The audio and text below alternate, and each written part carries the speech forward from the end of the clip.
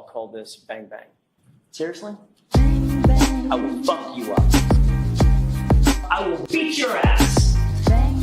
I will fuck you up. Pull up, bitch. I will fuck you up. I will beat your ass. I will fuck you up. Objection. Objection. I will fuck you up. KO. Bang bang. I will fuck you up. You're a bitch, bro. I will fuck you up. I will beat your ass. I will fuck you up. Right? Yeah. The bang bang, the bang bang, pull up. The bang bang, the bang bang, pull up.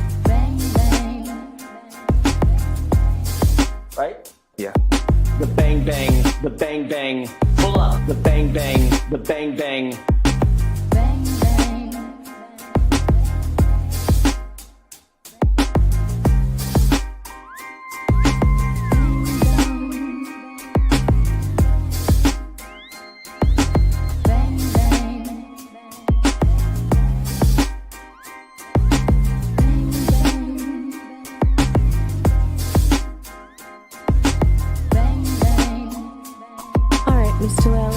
Witness, please.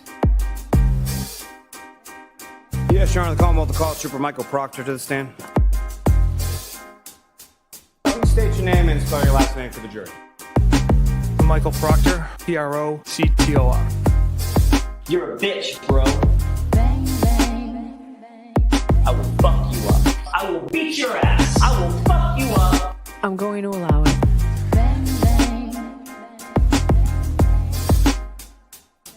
I will fuck you up. I will beat your ass. I will fuck you up. I'm going to allow it.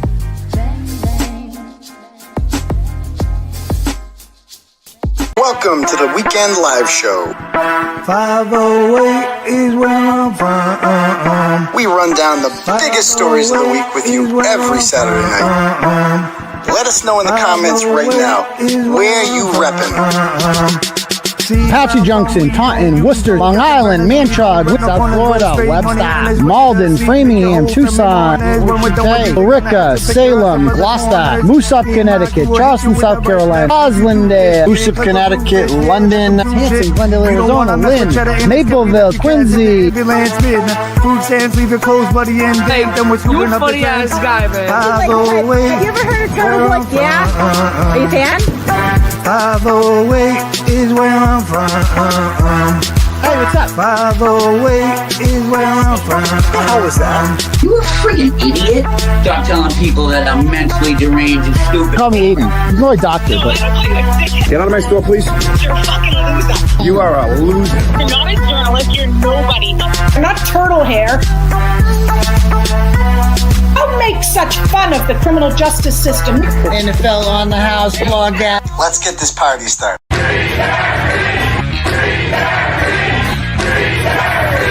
And I will not be intimidated. I will not be silenced. And we will continue on our journey for justice for John O'Keefe and for Karen Reed. Tick, tick, boom. Boys, go baby, we bringing out toys. Boys, chopper be singing, should be on the voice. Bang, bang, we gon' ride out. Gang, gang, we don't die out. Want it like this, ain't no timeouts. Tell me who really gon' find out.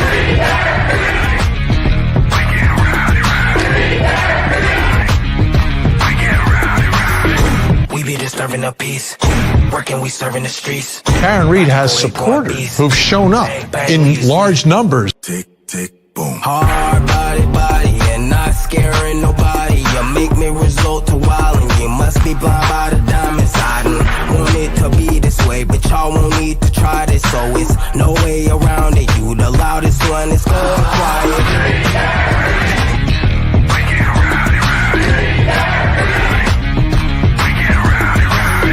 We be disturbing the peace.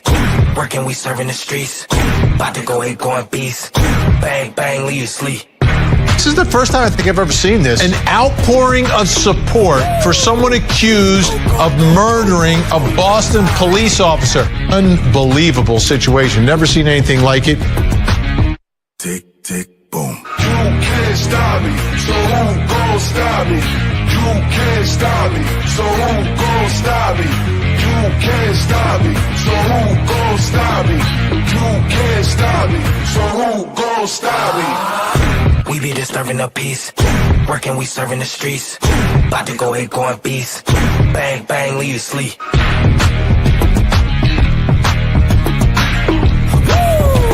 It's go, go, go, go, go, go, go time. Tick, tick, boom. What's up, people? How's everyone out there doing tonight? Good? Good? Excellent. Welcome to the live show, ladies and gentlemen. My name is Aidan Kearney. That's my Christian name. Call me a variety of things if you like. You can call me Clarence Woods Emerson. That's my Facebook name. Follow me on there. I do a bus stop live every morning to get the day started. But you guys know I am contracted by the Popo. I'm in jail. Good. You can call me Uncle Turtleboy. Old school turtle riders are known to do that. Because, like I said, in the Atlantic, it's better to call a turtle rider than a turtle fucker. It just has a better ring to it. They still call us that anyway, so I can't let you go. You can call me also Doctor. I actually prefer Dr. Turtleboy. Value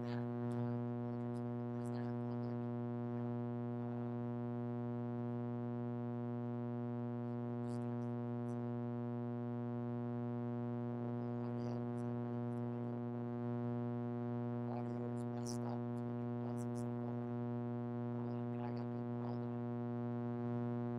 As I am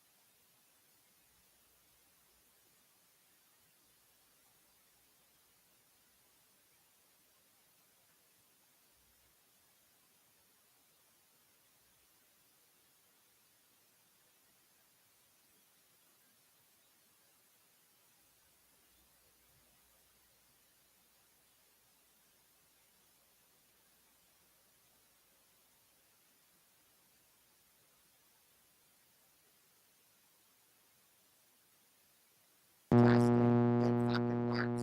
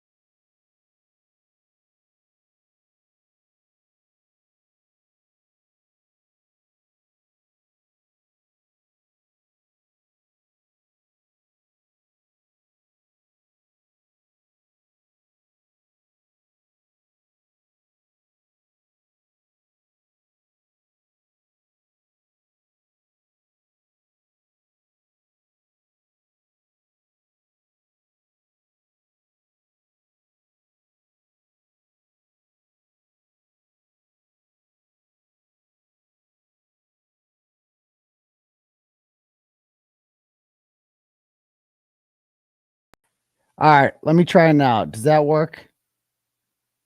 Can you guys hear me? Is that better? Please say it's. All right, finally. Sweet. Awesomeness. All right, cool. Problem solved. Okay, rough start. Rough start. All right. We're firing the sound guy. He's done. It's fired. All right, guys, let me start from scratch then, because you didn't hear shit, apparently. I don't know what was going on there, but I don't know. Anyway, welcome to the live show, ladies and gentlemen. If you're new here, my name's Aidan Kearney.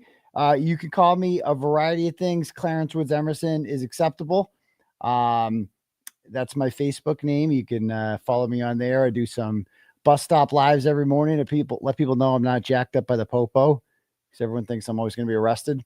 You can call me Uncle Turtleboy. Old school turtle riders are known to do that. Turtle riders are the term for you fine people, because like I said, in the Atlantic, it's better than turtle fuckers. So that's good.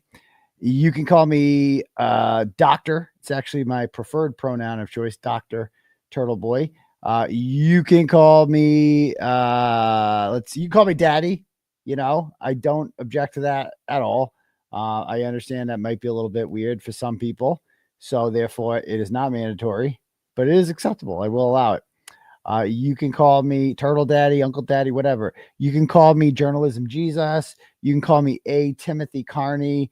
You know, when I'm deep in the woods with my leather jacket on, like Phelpsy. I still can't believe that guy's real. Like, what a fucking loser. That guy shared the Atlantic article. Did you guys see that? That guy shared the Atlantic article. All these idiots did. And they changed the headline too, because the headline said that I was like terrorizing people or something like that.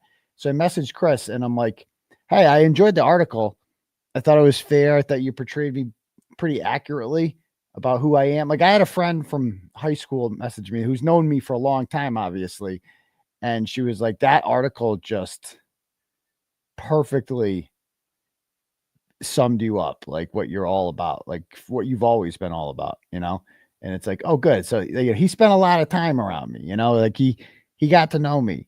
And I think he gets me. He put like some of my, you know, the more offensive things that I've said about like Julie Nagel and people like that in the article, and how I shit on some of you people when you piss me off or whatever. But it's like, it's the truth. That's how the show goes sometimes, you know? So if he didn't post that, he wouldn't be posting the truth, would he? So I don't know. That article was really good. Like, the more I read that article, I like it a lot. I thought that it was just, I'm glad to have it. I can't wait to get the hard copy edition of it. I got that one. The Boston Magazine article I thought was pretty good on me too. So, you know, we got a couple of these, little press things out there. I think it's going pretty good.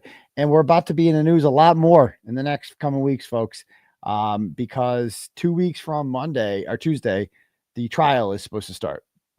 And, you know, the federal appeal thing did not work. I think that was a long shot anyway. Worth trying. You know, Marty Weinberg's got that part down. They're going to appeal it to a circuit court or something. I don't know.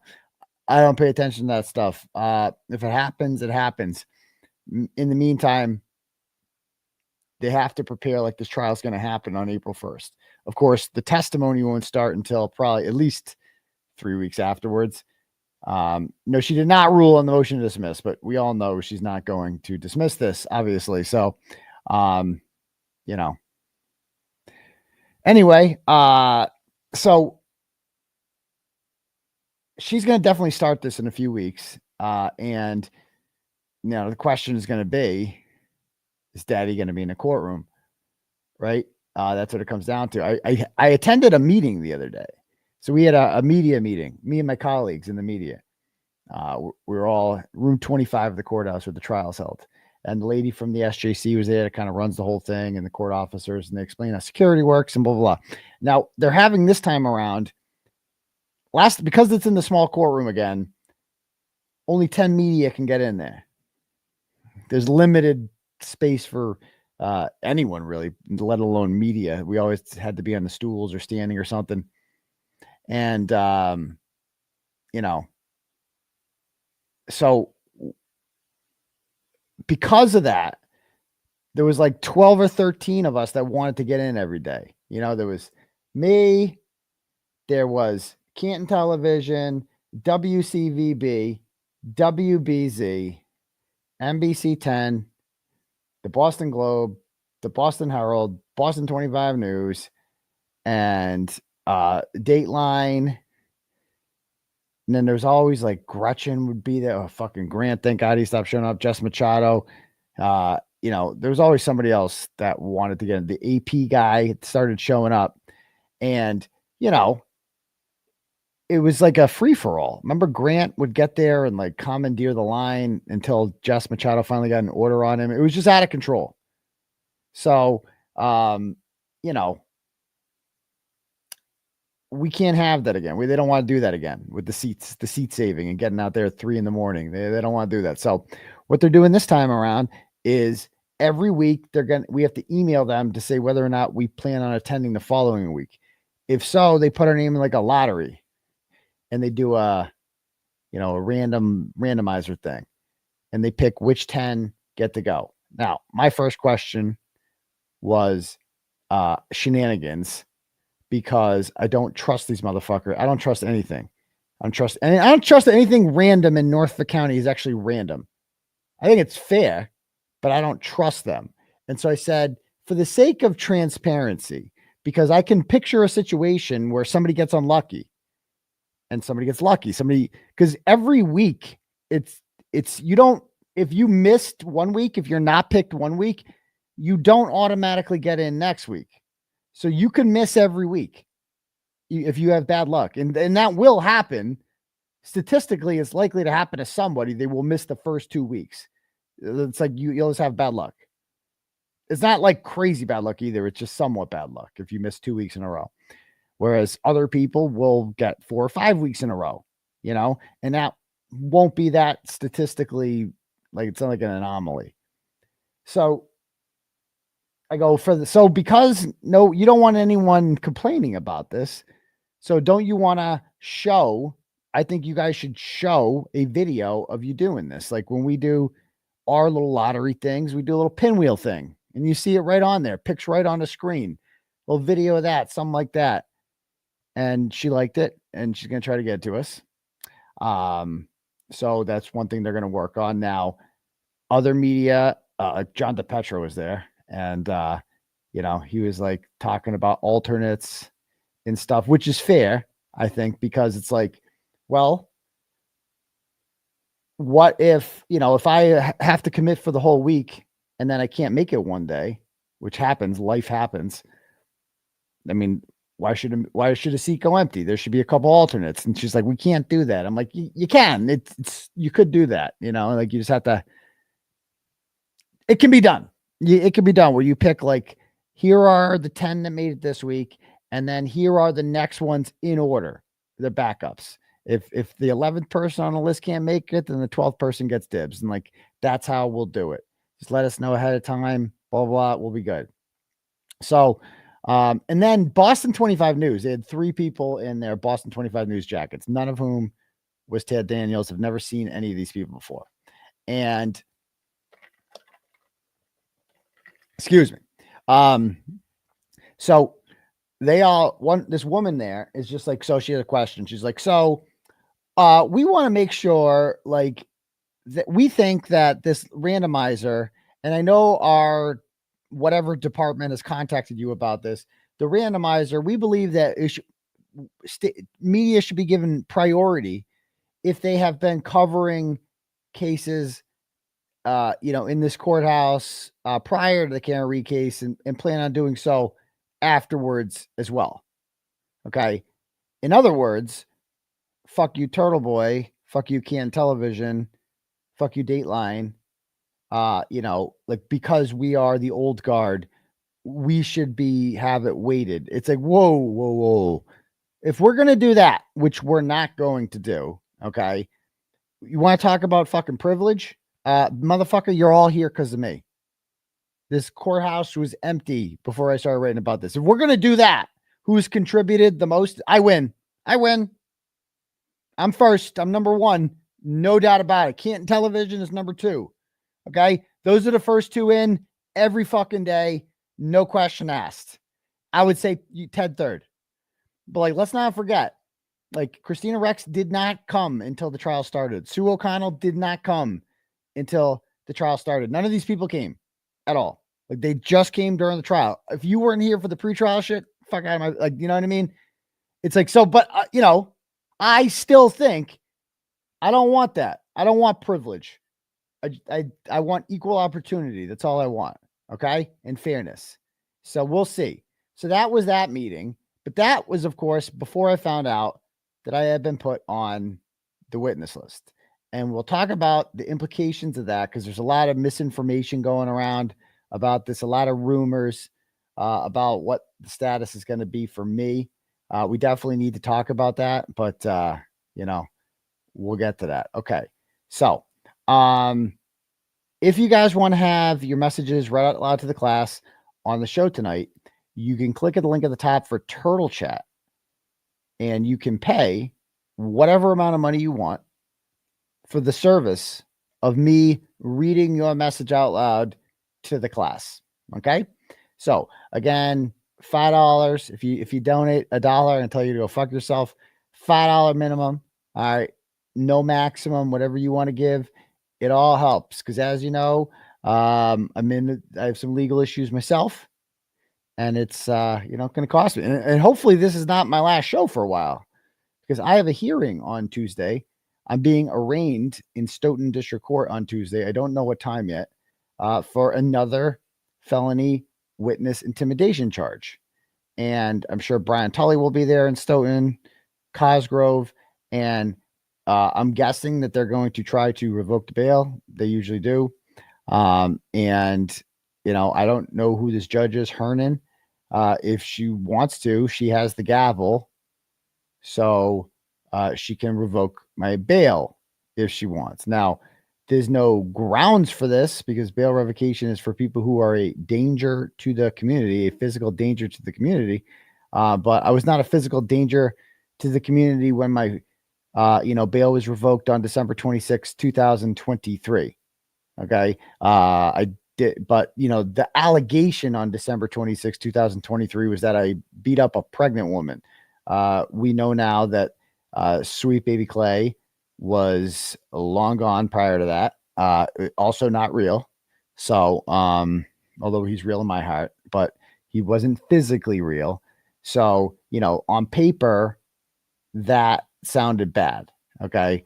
Now this one, it's like, well, Your Honor, he was pantomiming outside of a restaurant while he was illegally recorded by this guy who threatened to smash his head up and down the sidewalk.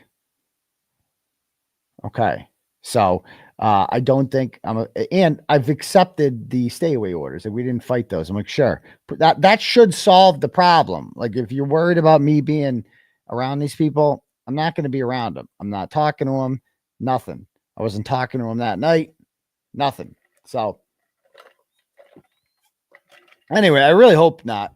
I really don't want to go to jail again. That would suck so bad. So, tomorrow's Sunday, say a little prayer for your boy.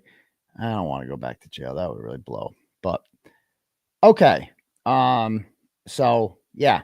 What else was I going to say? Yeah. So yeah. Anyway, Turtle Chats gladly welcome because as you guys know, I got a shitload of bills to pay. So anyway, let me see what we got so far. All right. First Turtle Chat is from Donna. Since $10 goes, I love how mad the trolls get when Meredith has a fundraiser and makes money for you and Karen. Makes me want to donate more. Happy early birthday, Meredith.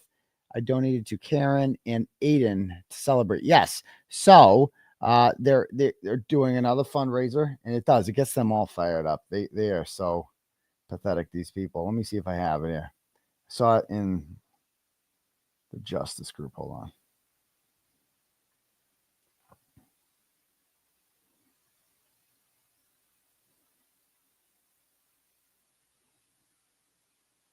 Yeah, so this is the Turtleboy, the Karen Reed birthday fundraiser giveaway. You know what that means. So she says, in a week, I turn 35. If you're so inclined, I'd love if you donated $3.50 or $35 to Karen's Defense Fund. Everyone who donates will be entered to win this mugshot poster and signed by Karen. So an autographed mugshot poster of this picture, this badass picture, which is just such an awesome picture. I will also read your message on, she says this, I will also read your message on a live with Auntie Bev where we will pick the winner. Please mention her, Meredith, or her birthday in your donation, and to make sure that you are entered. So those are the rules. Okay. She will match the first $350 worth of donations for her birthday.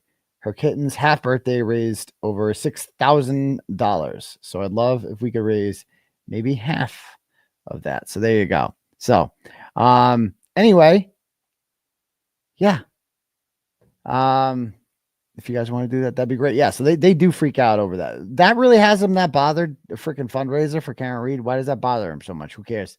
But anyway, the turtle gives $10 and goes, check out the YouTube video from B and Trouble. It's a video showing him breaking the taillight of the same Model X. I do have that. Maybe we can watch that tonight.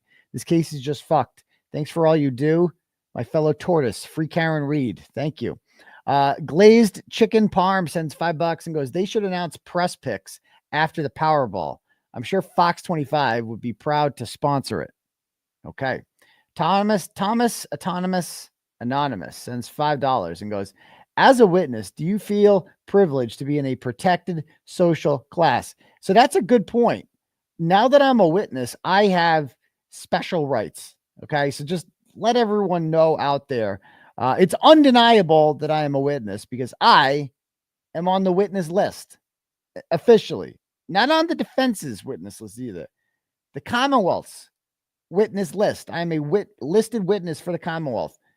So I, therefore, am afforded special privileges, chief among them, that it is now illegal to hurt my feelings. If you cause me any sort of emotional harm, okay, even if you don't intend to, with reckless disregard for the fact that it may cause me emotional harm, okay, and you don't get to decide if I'm emotionally harmed. Just let you know, I get to decide if I'm emotionally harmed. I don't need a doctor's note. I don't need nothing. I don't need evidence that I've suffered from some disorder. No, I just say that I am emotionally harmed. And that's it. You're done. You're fucked. So don't cause me emotional harm, okay? And the other aspect of that, it has to be for the purposes of, obstructing justice or a trial or something like that. But again, you don't get to decide what my intentions are. I get to decide what your intentions are now. So if I say that that I think that you're doing this to prevent me from testifying at trial, well, we'll see. And if you think I'm fucking around with this, like if this is what we're doing with witness intimidation is it's described in Norfolk County, I will report every single fucking person who causes me any sort of emotional harm at all. Do not even think about causing me emotional harm, because I will perceive that as an attempt on your part to obstruct or delay the administration of justice. Okay? That's it. I didn't like these stupid rules, but this is the playing field that you guys have created.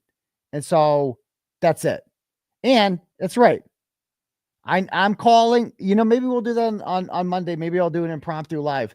I'm calling the courthouse and I want to speak to my victim witness advocate. I need to speak to them right away. Because I need to make sure that I can get into the courthouse safely every day, away from the blue shirts without having any emotional harm. I don't want anybody influencing my testimony or anything like that. I don't know. I need I just need somebody to sit with me in court to make me feel safe. Like the one that's always there with the fake victim, Pam. I want Pam. Pam, come on down. I'll be way nicer to you than the fake victim was. She said that awful stuff about you in those messages, about you being old or whatever. I don't care how old you are, Pam. I don't care how old you are. I respect the work that you do. Now come sit with me in court and make me feel safe. Okay. I will. No, yes, I have to get in victim out of it. I demand it. I demand nothing but the finest treatment. Even if it's a special victim, I mean, I understand there's a special prosecutor, so maybe I should get a special advocate, a little special one. Because I know you can't have anyone in your office doing it because it's conflicted. So maybe you just go and appoint me one, Oh, yeah, I want the escort too. I want the full Brian Albert treatment, what he got.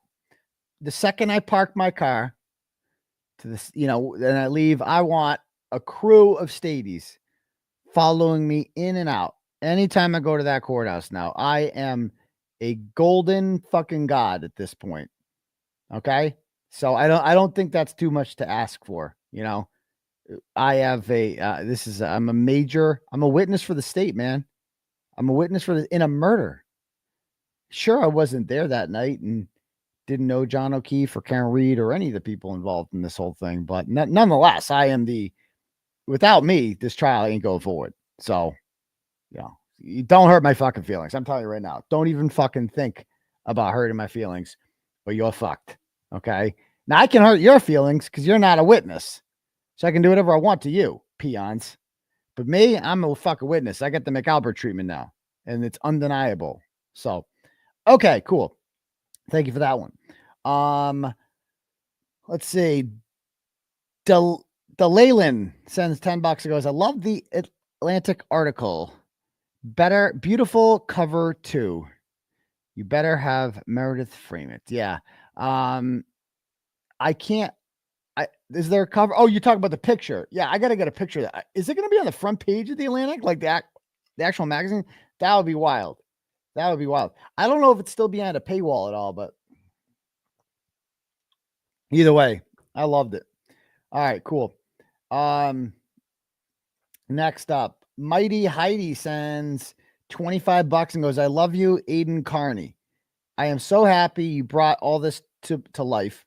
You had the balls to do it. Local media would never have. We need more of you. You take care of you. Thank you very much, Mighty Heidi. I appreciate that.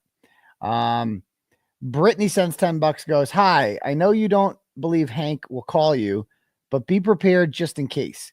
One thing you should bring up is that Kevin Reddington never mentioned anything about Jen being intimidated in his messages with you. That's a good point. And he said I was innocent and that I proved Karen Reed's innocence and that this is all just bullshit. So there's that. And he said we're your friends. Not to mention, he even said you were proving Karen's innocence. Exactly. Also, did Morrissey ever mention felony witness intimidation in his video? Not to my knowledge. Also concerning Rick Green, weren't his charges dropped? Are they trying to impeach him or embarrass him? Not sure what you're talking about that one, but I don't know what happened to his charges from like 10 years ago. But it's just what Ronnie would call a distractor. Yeah, we'll talk all about whether or not what Hank's going to do with me tonight. So there we thank you. Audrey sends $5 and says, don't read out loud, possible T. Just to let you know, if you send a message and you write, don't read out loud, I'm reading it anyway. Okay. This is not you messaging like a private thing and I read it quietly. No, if you send a turtle chat in, it's being read out loud. Hanky is up to no good. If he's married, I imagine wifey's not happy. I sent Facebook messages to your Aidan account and Clarence account. Okay, thank you. Mary Pat sends $5 and says, go get him, Turtleboy. Let the truth prevail. Thank you. I appreciate that. Goodmans sends $5 and goes, our daughter Kaylee says you're bald, just like your dad. What? Just like her dad? Kaylee, I am not bald. I have like a full head of hair. Okay. Blonde hair at that too. Look at that. Not bad for 43, but I don't think it's that bad, but even if I was a conehead, that's okay too. Coneheads' feelings matter. So thank you very much for that one, Kaylee. Susie sends $10 and goes, did you see the speech at the DOJ yesterday? Using a Bobby Knight refs analogy, Trump said reporters and lawyers criticizing judges are committing a crime because their intent is to intimidate and influence the judge's future rulings. Doesn't Trump frequently criticize judges' rulings? If I recall, it's like, I think he criticizes them when he does things that he doesn't like, and then doesn't criticize them and then wants to make it, I don't know, fucking know. And all the lawyers who want to put police in prison have been fired, and the replacements ordered to partner with the police now. Says who? Says who? I'm worried fucks like Tully will be even more emboldened in their persecution of you now. I mean, you're suggesting that's Donald Trump's fault. First of all, anything he says about judges should be taken with a grain of salt. Trump has no power over any of them at all, and he's just venting. So I wouldn't take anything like that too seriously. So thank you. Next up, Lacey sends $10, goes, I looked forward to this all day in the hospital. It lived up to the excitement. Thank you for the love. Oh, that was the other day. Thank you, Lacey. I appreciate that. Okay, let me refresh this if we got any. Allie sends $10, goes, March 18th will be the 5-year anniversary of the death of my daughter. Oh, Jesus Christ. Harper Violet, who is just 15 months old. Oh, I'm so sorry. Allie, I'm so sorry. Allie is my daughter's name, so thank you. She says, I hope that day is positive for you, and I will have you and your family in my thoughts on that day. Losing a child is tragic. So is losing a parent, even for a short period of time, quote unquote short. All I've said is before, and I'll say it again, to Peggy O'Keefe, being a bereaved parent is not a reason to be a cunt to innocent people and support the guilty ones. I know. It's like the Peggy O'Keefe thing. I don't think many, for the mother of a murder victim, she doesn't get much sympathy from anyone, not just me, the media. Nobody's really buying that with her because her own behavior at court has made her not likable. Like the thing she did with Yannetti there, that whole thing, her mannerisms, like they've given me the finger on the way out, like all that stuff. It's like just her association with Krusty Panties too, and people like that outside of court, Kim Fair, like it's not good being associated with people like that, So, anyway, God bless you, and God bless Harper Violet, 5-year anniversary. Again, so I appreciate that the sentiments there. Patrick from Baltimore sends $10, goes, Doctor, can claim witness intimidation against all the other prosecution witnesses for how they look at him. Yes, as long as it causes emotional harm. Evie sends $5, goes, can the prosecution request to formally question you regarding your qualifications with a voir dire hearing? Oh, the defense should file a motion to have a Daubert me. I want my own Daubert hearing. That's what I really want. Fuck that. I don't want to just be on the list. I want a Daubert hearing because I am a doctor. So, she said you have to be a medical doctor to opine on causation of injury, but not on witness intimidation. See, because that's what they're going to want to talk to me about is all witness intimidation, all this bullshit. But yeah, I want a Daubert hearing. I want 2 days, preferably. One of those ones where Alessi spends 100 hours asking questions. I want one of those things. I want to be asked about like my background and I'll talk their ear off. And about why I feel this way about the case and what makes me an expert in this case. Why how I know for sure that the McAlberts did this. Yeah, I'm down. Next up, Auntie Bev is a douchebag, sends $10 and goes, how can this trial continue with all the fucking corruption? I cannot believe this case has not been dismissed. It's beyond ridiculous, just unbelievable. How can it continue?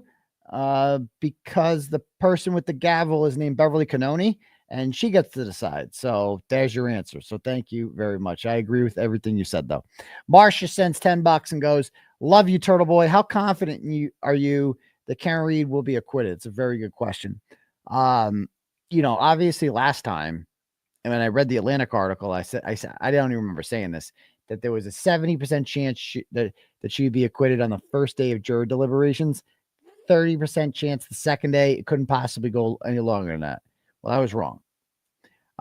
So I went into that thinking there's no fucking possible way this woman could ever be convicted of this.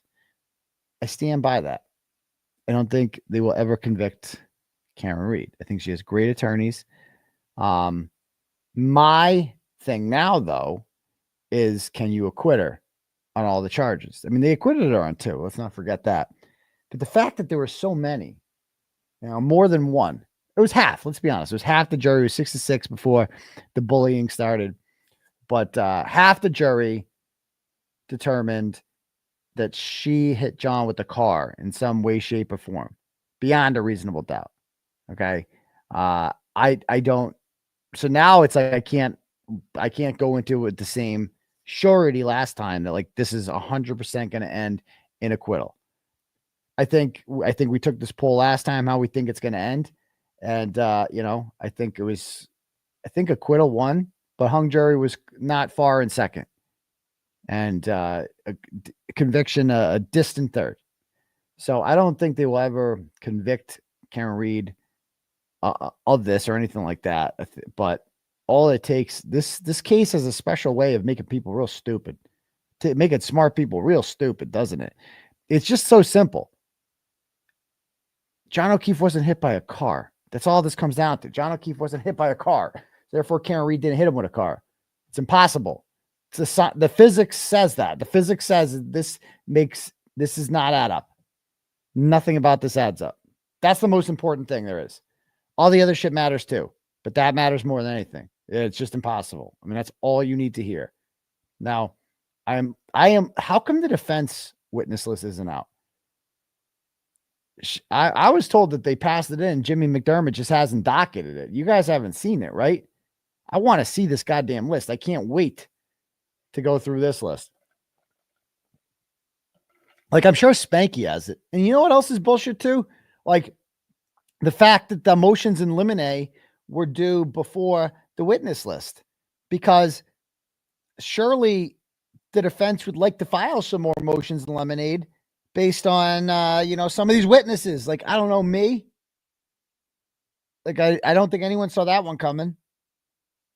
And, Fox 25 published the list on their website. What?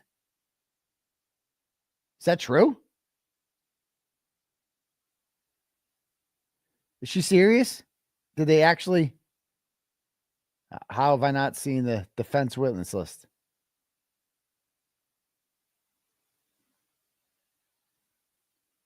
I definitely would. The list is out there. So fucking send it. People are like, it's out there. Dude, I fucking look everywhere. I live on Twitter. And people are like, it's out there. Then fucking send it to me. Hook a brother up. We all saw it. I fucking live for this shit. I go on the fucking internet 24/7. I live on Twitter. I go on Facebook. I have seen the Commonwealth's witness a million times. Where's the defense list? People have it? Because there's two lists. You know that. There's a defense list and a Commonwealth list. I see all these people so fucking confident in the comments. I saw it. Fucking send it. What are you telling me you saw it for? Send it to me.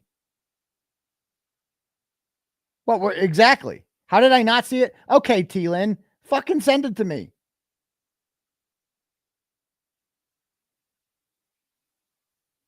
Yeah, it's not out. All you fuckers. Every single person that just said I saw it.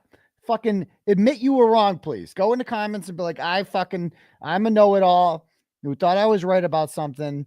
I was completely wrong. I tried to make Turtleboy like sound stupid, right? Turns out I'm the stupid one. There we go. The defense list is not out. Thank you. It's not fucking out. All right. There we go. Anyway, Melanie said it was legit. Said what was legit? She didn't. Melanie fucking showed the Commonwealth's list. You know, there's two fucking lists, right, people? There's a Commonwealth list and then there's a defense list. There's two fucking lists. You understand this? Are we listening, class? I know there's a lot of you out there. Some of you guys have ADHD. There's two fucking lists. Okay? There you go. Thank you. Thank you. It's the Commonwealth. There's two fucking lists. Oh my God. Okay. All right. Anyway, I can't stand it. It's like I'm back in class. Like, and like the kids when the kids just aren't paying attention, it's like, are you fucking kidding me? Is anybody listening? Is anyone fucking listening? Anyway, next up. Okay, cool. Thank you. Dina sends $10, goes, let's fucking go. Free Turtleboy. Free Karen Reed. Fuck you, Auntie Bev. Well, thank you very much, Dina. Boots on the ground. Love having you out there. Thank you, darling. Jay Witt sends $25 and goes, you haven't terrorized anyone. I'm really concerned for you and this stupid fight you have to withstand. Love from Indiana. I appreciate that. Who's your boy? But, It's not easy sometimes. I certainly haven't terrorized anyone, not in the literal sense. They might not have liked it, and I guess you feel terrorized by it. Doesn't really matter what you feel, though, you know. And this is why some people think she hit John. Why? Because I fucking yelled shit. What are you talking about? What are you talking about? Anyway, back to this. CJ Laz sends $10, goes, pat them bills. I don't know what that means. Okay, cool. Let me just refresh this.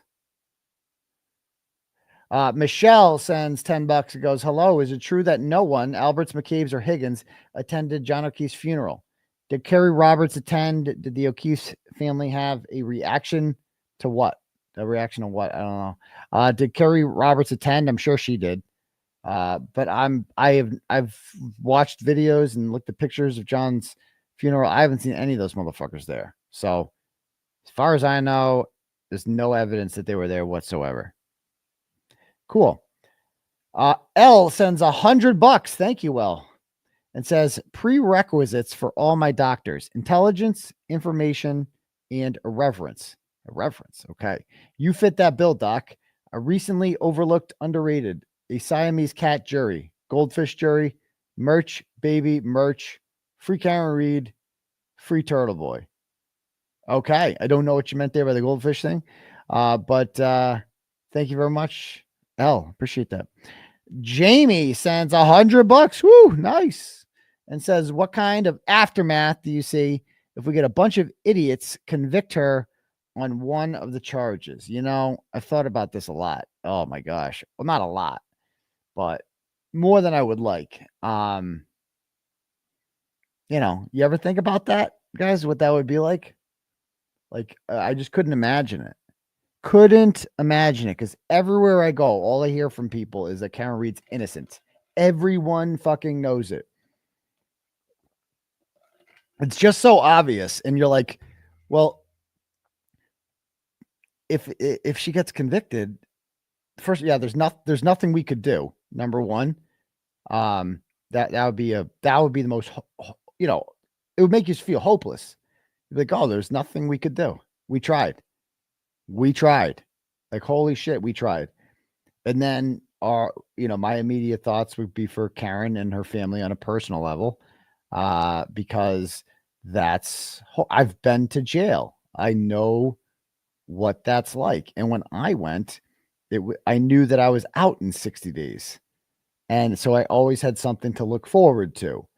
Whereas if, I did 60 days, what if you do 20 years? How many days is that? Is what, 365 days a year? So 3,650 for 10 years and a little over 7,000. 7,000 days in jail. That's a lot more than 60. A lot more. It's like over 100 times more. So that's a lot. So, and I think that's what she'd be looking at with a manslaughter conviction. So, she would have the appeal thing, but you appeal from jail. That just sucks, man. You never get those days back. And we'd be sitting here we'd fight on. But it would just be all those people outside the courthouse would just be so depressed. And so it would just be shock, shock. Like, think of that. Shock and horror would be the only way to describe that. So I would be just horrified if something like that happened. It's not going to happen, luckily. And I think that's why we would be so surprised, because so shocked, is because the chances of that happening are so slim. Oh my God. But I just can't imagine it happening at all. If it did happen, it would only be because they were able to keep things away from the jury. I mean, the information can't get out there. And Auntie Bev or Spanky's trying hard for that to happen. If it was up to him, she would be lynched already. But she didn't do it last time. She's not going to keep the ARCA guys out, man. She's not going to keep the ARCA guys out, period. Don't forget that. The ARCA guys will be testifying no matter what. And they're going to say in clear, language that John O'Keefe was not hit by a car. And this time, they know the rebuttal line of questioning that's coming. They know that they're going to be asked, yeah, but did you look at the text stream data? Well, maybe this time they did. And maybe this time they will better be able to explain why that shit doesn't fucking matter. What about like the things in the taillight and all this stuff? Like, they will have better rebuttal answers. You have to understand that. Like, if you thought the Crash Daddies were awesome last time, they're going to be better this time. They're going to be better. And I don't know, if these motions in Lemonade go through, then they won't even be able to ask this bullshit distractor questions about like money or whatever. And there's a motion in Lemonade to be able to mention the fact that they were hired by the feds. She'll probably deny that because it makes too much common sense. But and Judd the Chud, yeah, I don't know what he's going to say exactly, but they're not bringing him up there if he's not going to say John wasn't hit by a car, period. And so I can't wait to see that, his explanation of how John got hit by a car. But you know, I just can't wait to see this defense witness list. That's what I really want to know. Karen Reed doesn't give Daddy the goods anymore about, like, you know, because she can't. Obviously, it's too many eyeballs on this now. That she has not given me the list of who these witnesses are. So I'm gonna find out the same time you guys find out, and I can't fucking wait because we know there's 12. That means we know Spanky has seen the list. He knows who's on there. There's 12 expert witnesses. There was only 4 so Sheridan's not coming back because he was just too old, you know, and had the accent. Very smart guy, very experienced, said the things that, you know, we wanted to hear the truth about the dog bites in particular. But I think they're going to have, that means they have to get, like, he's a medical examiner or pathologist, I believe. That means they're going to get another one. They're going to get another one. So you can bet there will be at least one other medical examiner or a pathologist on their list. I would bet money of that. I would bet money now that she has opened the door for dog bites, for non-medical doctors to opine on this stuff, that we're going to see, you know, I pray to God Garrett Wing is on that list. Please let it happen. Please let it happen. So, yeah, I know. People are like bad, and so the other night, I have no fucking clue. I saw one of the trolls a few months ago tweeted something about Baden, Michael Baden, testifying. Like, swear to God, I saw a troll say it, and I responded to it. I forget. I don't know if you could search it, but I saw someone on Twitter say that. And I'm like, the fuck? So I was on with his wife the other night. So Baden is he did the JFK autopsy. He's done a bunch of autopsy. And apparently, I asked her about it and she didn't know anything about that. So I'm like, it's probably just fucking fake Twitter rumor. I don't know. I definitely saw it on Twitter from some sort of troll. But you know, that would be fucking wild. The celebrity, a famous medical examiner on this. But I doubt it wouldn't be him. I mean, that seems a little far-fetched. But anyway, so I think there's going to be a lot of cool witnesses for them. Maybe there'll be an Apple Health person. Who the fuck knows what they're going to come. Just, it's going to be wild. The second trial is going to be wild. There's going to be a lot of new information coming out that you guys don't know about. Let's just put it that way. And it's going to be good for Karen Reed. And I think, and keep in mind, they know all their tricks too. They know all Spanky's tricks. They know. They learned at the last trial. They learn from their mistakes. What mistake did they make at the last trial, right? Well, with this impeachment shit, they find things that they can impeach the witnesses on, like Jennifer McCabe being at Lanker's house the day after John O'Keefe was killed. But they had to give that to the prosecution. And Jennifer McCabe was prepped to come up with an explanation for that. So she wasn't ambushed. Well, you know, Maybe this time they find a creative way to get them that information, but not, make them work for it a little more. That's what I'm hoping. If I was them, that's what I would do. So again, don't know nothing about that. We'll see what happens. Bet he did the Sandra Birchmore one too. Oh, I did not know that. Interesting. Wow, that would be wild. Hey, he's in town. I don't know if he's in town. Oh, Pam Bondi. Holy shit. Wow, she's here. Nice to see you. Okay. Anyway, so thank you for that one. Anyway, that's my thoughts on the aftermath of Karen Reed. God forbid was convicted. Michelle sends $50 and goes, "It will suck if you fall under the gag order. We will miss you covering the case. Husband and I support you and Karen." Well, the gag order is only for the attorney, so I will never be gagged. And we will get to the implications tonight of what this means to be on this witness list, what that could mean. So thank you. Sandra sends $50 and goes, "Andrea Burkhart laughed when she saw your name on the witness list and said Hank has no idea what he's getting into with you." She thinks highly of you, being so honest and fearless. Andrea says Karen will never be found guilty. I agree with that. She'll never be found guilty. I firmly believe that. But yeah, Hank is just such a nerd that he's got an ego problem. He doesn't like the fact that I come on my show and I call him a nerd all the time, because that's what Spanky is. He's a nerd. And I'm sure that bothers him. So he would love, and he's like, "I'm fucking Hank Brennan. I can get this fucking turtle fucker."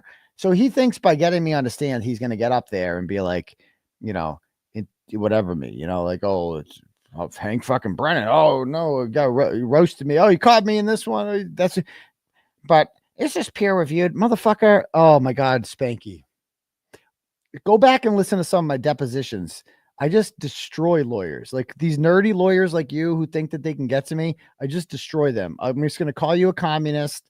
I'm going to make fun of you on the stand. I'm going to say you're a nerd. Everything I'm going to fucking make a joke of it because you're a joke. Okay. And that's it. I'm going to be the worst witness that any government institution has ever called. Like if I was ever on the stand, like, just let them know this. Bev will stop you. She can't physically gag me. You understand that? Words will still come out of my mouth and they will be on television. Okay. And I will tell the truth. That is one thing I guarantee you I will do. And if she says, "Oh, you can't say that," "Oh, I'm sorry, Your Eminence. If you would like to I'm under oath. If we can undo that so I'm no longer under oath, I guess I could lie then. But I'm under oath right now, so I have to tell the truth." So the truth of the matter is Spanky's a nerd. Look at him. That guy's a nerd, okay? And this whole thing is all these people outside protesting, they know this is bullshit. Everybody knows this is bullshit. Everybody knows Karen Reed's innocent. This whole thing was a sham. Your Eminence, you're a joke. No, everybody laughs at you. Everybody thinks you're corrupt. No offense, Your Eminence. These are nothing I said is untrue. Like, this is how I feel. That's why there's people outside. Why were you intimidating witnesses? I'm not intimidating witnesses. What are you talking about? You did this to Jennifer McCabe. Oh yeah, she killed the cop. I haven't been paying attention to the other testimony because of the sequestration order. So I don't know what she said. But if she denies killing a cop, she's a liar. Because that woman killed a fucking cop. She's a cop killer. She did that. She Googled that at 2:27 in the morning. That's fucking crazy. That's what got me started in this whole thing. But that's not the only thing. What about all the shady behavior? She called this guy the man in the snow? She called John O'Keefe a man lying in the snow. What? I will bring up fucking everything. You understand this? Because I have to be able to explain why I did what I did. That's why I did what I did. I'm not intimidating any witnesses. I've been over this. I'm asking questions, and then they arrested me. In case you didn't think these motherfuckers were corrupt enough, guess what they did to me too? Oh, yeah. And I will have the jury eating out of the palm of my hands. Oh my God, Spanky. You understand how much more likable I am than you? I will have that fucking jury. You don't understand, man. I was a high school teacher. I can win over any audience. Just understand that. Any audience. So anyway, so thank you for that. Okay, next.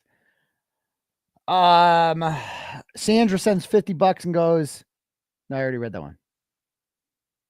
No, but the bottom line is, yeah, I'm not, the gag order we're going to see does not apply. We'll talk about that. Okay. Jennifer Stockdale sends $25 and goes, I will be rating up a nomination for a Pulitzer Prize in journalism for Turtleboy. Deadline is in December. The more, the better. www.pulitzer.org. I didn't even know you could do that. Thank you very much. Donna sends $10, goes, Danny, aka Little D, aka Dishonest Abe, stop harassing women. Turtleboy wrote about your mommy, so don't make him write about you. Sincerely, Clapper. Okay, Danny, keep your act together, pal. I didn't know who your mom is, but she must have been up to no good. $10 from Rosaline and says, Dr. Turtleboy, I have a shirt, Rico. At the top, don't mess with the witness, with your pick at the bottom saying hurt feelings will result in arrest. Hang in there. Thanks for all you do. Rosaline. Well, thank you very much, Rosaline. I like it. Glenda sends $10, goes, hey, Doc, whatever the outcome, you and Karen will always be winners. They will always be losers. Yes, they will be. Thank you. Brian sends $10, goes, free Karen Reed. I want to buy that shirt. Because of you, I'm on day 7 of this case, and I'm astounded. Wow, just day 7. And thank you, Mr. Jackson, Yannetti, and Aidan for showing us the truth. Well, thank you, Brian. It's available in the Turtleboy store on tbdailynews.com. Okay. Let's see. Lori sends $10, goes, did they charge you with another felony charge? Can you please go over the charges? Yeah, I did a whole thing on it last week. A whole show, an entire show just on that. So I won't be rehashing that again, but thank you for the donation, Lori. Kelly sends $25, says, we are praying for you, Aidan. You have the best legal team who will take care of you, and the truth is on your side. I do have a very good legal team. That's a good point. So thank you very much, Kelly. Susan sends $25, goes, I like to consider myself a very strong person, but I would have given up the minute my name appeared on that witness list. Given up. I am constantly amazed by your strength and courage. Anytime you seem to get fucked over, stay strong, mate. When I realized the potential implications, I was excited about being on the witness list. That was cool. That was street cred. But then I realized what he was doing it for. And that was the problem, So we'll be on that. All right, next up. Incognito Bandito sends $10, goes, give me a Ric Flair. Woo. All right. That's all you get. Thank you. Michelle sends $10. No, I already got that one. Okay, cool. Let me read some cash apps here.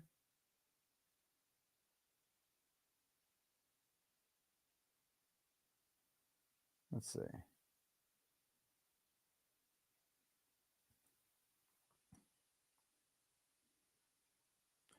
All right, Deanna sends $25 and says, next national standout is on 3:30. Everyone be there. That's a good time for it because of the trial happening right there. So National Standout Day. Awesome. Glad to hear, Deanna, and thank you for all your work. Leslie sends $20 and goes, no one does it better than you. Stay strong. Free Karen Reed. Well, thank you very much, Leslie. I appreciate that. Kim sends $25 and goes, you were chosen for this. I didn't choose this, but yeah, don't let them break you. Maybe by God, you mean? Maybe by God, but I really didn't think this was going to happen. Then she sends $5 and says, just kidding. And then she sends $20 and says, I'm dying to know what the witness thing means for you. We're going to talk about that shortly. Thank you, Kim. Henry Blue sends $20 and goes, best regards, A. Timothy. Oh, that's Karen Reed. Remember these idiots thought that Karen Reed was Henry Blue? Yeah. Okay. So if anyone else wants to have their messages read out loud to the class, the link at the top is for Turtle Chat, or you can cash at me at $ Uncle Turtle Boy. Okay. Let's just jump right into this. So first thing we should talk about is the whole witness thing. So let me bring up the list here.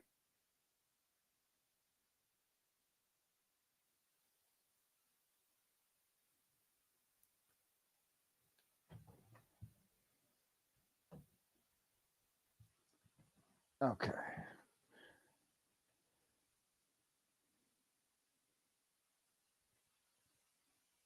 All right.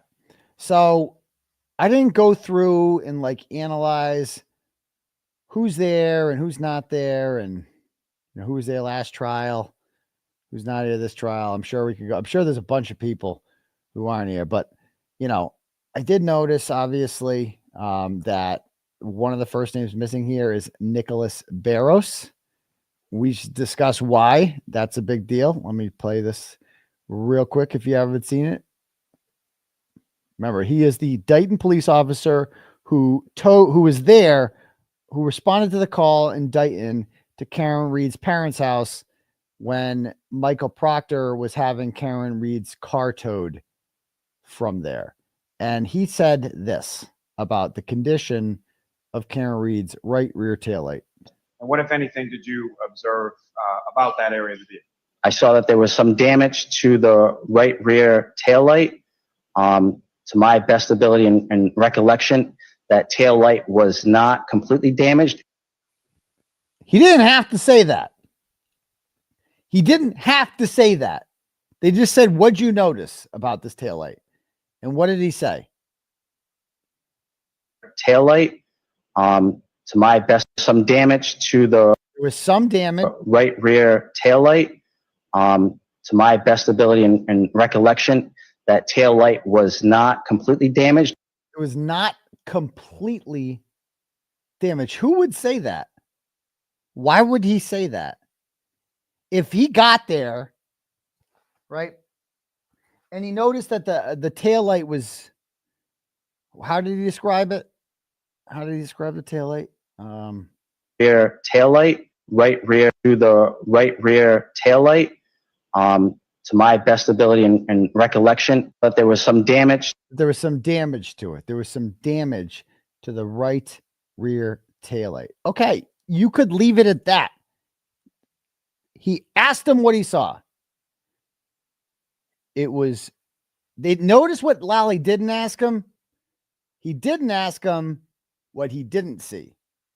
Right? He didn't ask him, hey, is there anything you didn't notice about the tail light?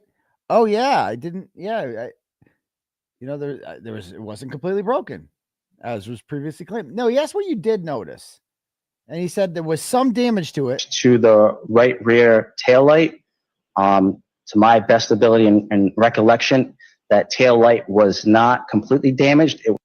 It was not completely damaged. Nobody asked him what the tail light was not. They asked him, what did it look like? Not what did it not look like? See what I'm saying? He added that in. He did that on purpose. I'm telling you, he said that on purpose. He wanted to be, he's been following this. He wants to be the good cop. He wants to restore the good name of police officers everywhere, but letting the world know, I'm not down with this. We're not all down with this. Okay. I am not with them. I think they're fucking corrupt. Exactly, Clara. He deliberately volunteered that information because he knew she was being framed. That's why he said that. Because Lally didn't ask him, can you tell me what you did not see? Can you tell me what the taillight was not? Oh, yeah, I know what it was not. It was not completely broken. He just said it was damaged. That's it. That's all he had to say. That would have worked. That would have worked. Now, the defense then on cross-examination could have asked him more about that. And then he says it again. Listen. It was cracked and a piece was missing, but not completely damaged. But not completely damaged. A piece, singular, not 47.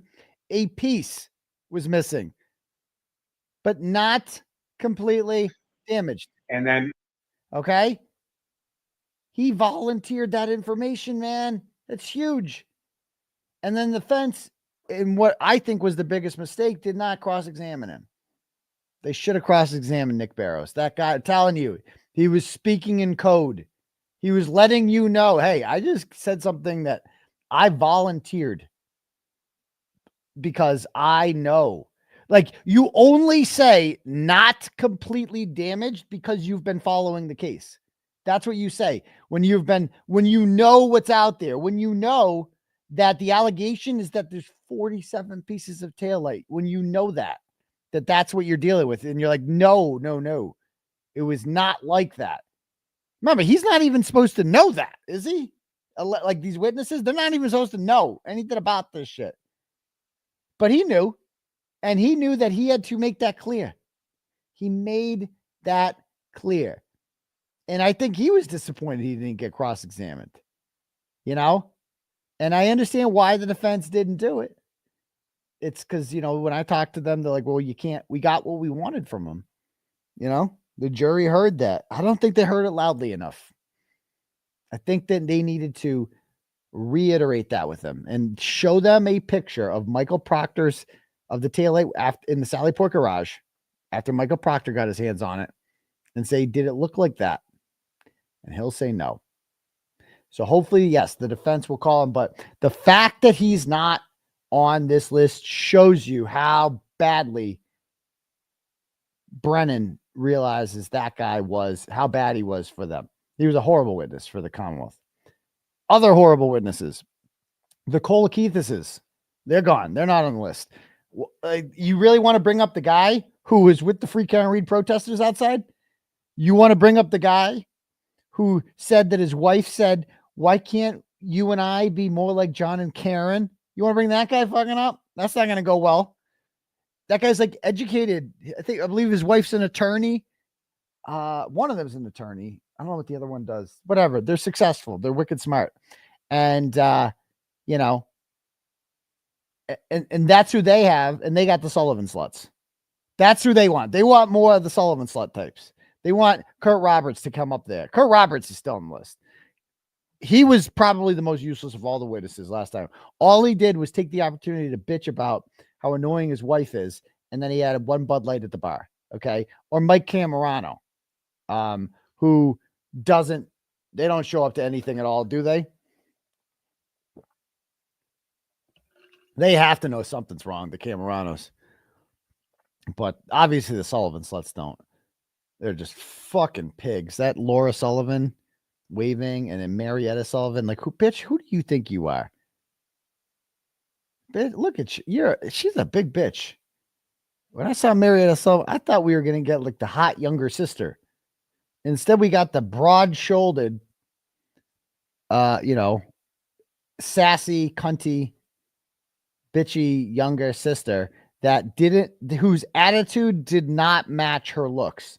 You can't have an attitude like that, like Marietta Sullivan, if you don't have, you know, the ass and the face to back it up. And she didn't have it, you know, like she was just like, she's still mad that Karen Reed called her out and offered to pay for her room 3-4 fucking years ago. So yeah, the Sullivan sluts, they can get it. Fuck them.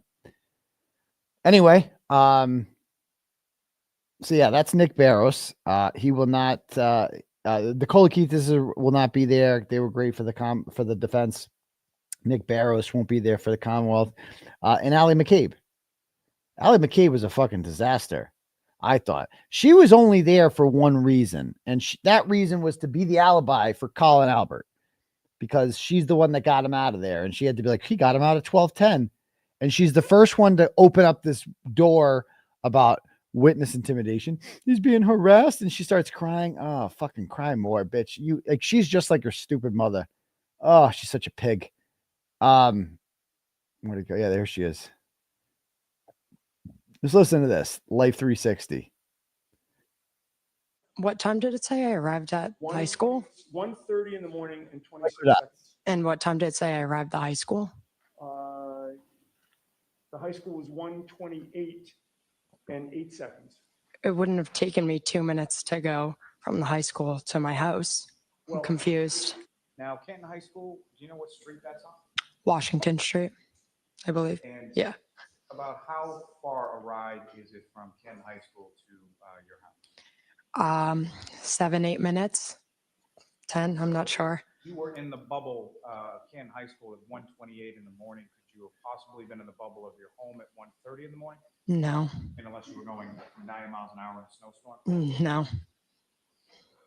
No, so Life 360 data is just wrong. Just wrong. Just doesn't matter. And her whole fucking bullshit. Again, this bullshit text message that never should have been allowed into evidence. Okay.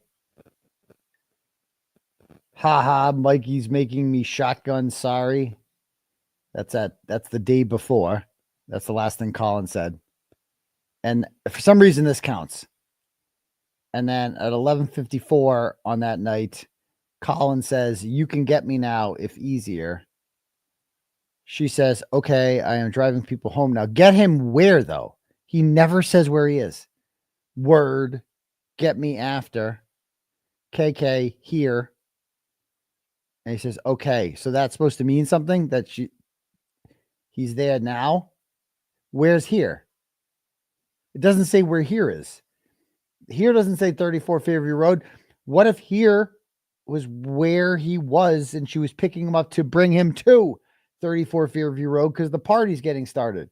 Like that story makes a lot more sense than he got a ride there earlier by himself for the purposes of saying happy birthday in person to his cousin, who's a big gay autistic guy and also 5 or 6 years older than him. And he has no friends there. And he just wanted to be hand delivered there to wish him a sober happy birthday and then get picked up and leave. That's fucking service. That makes no sense at all. Like, his story makes no sense. And that's how I know I would bet anything that Colin Albert was involved in whatever happened to John O'Keefe. Anything. I don't know if he was the only aggressor. I don't know if he delivered a fatal blow. We'll never know the answer to that question, ever. But the fact that they are lying this much about Colin and using this shit, which to me, here at, when I say here, this only further proves in my mind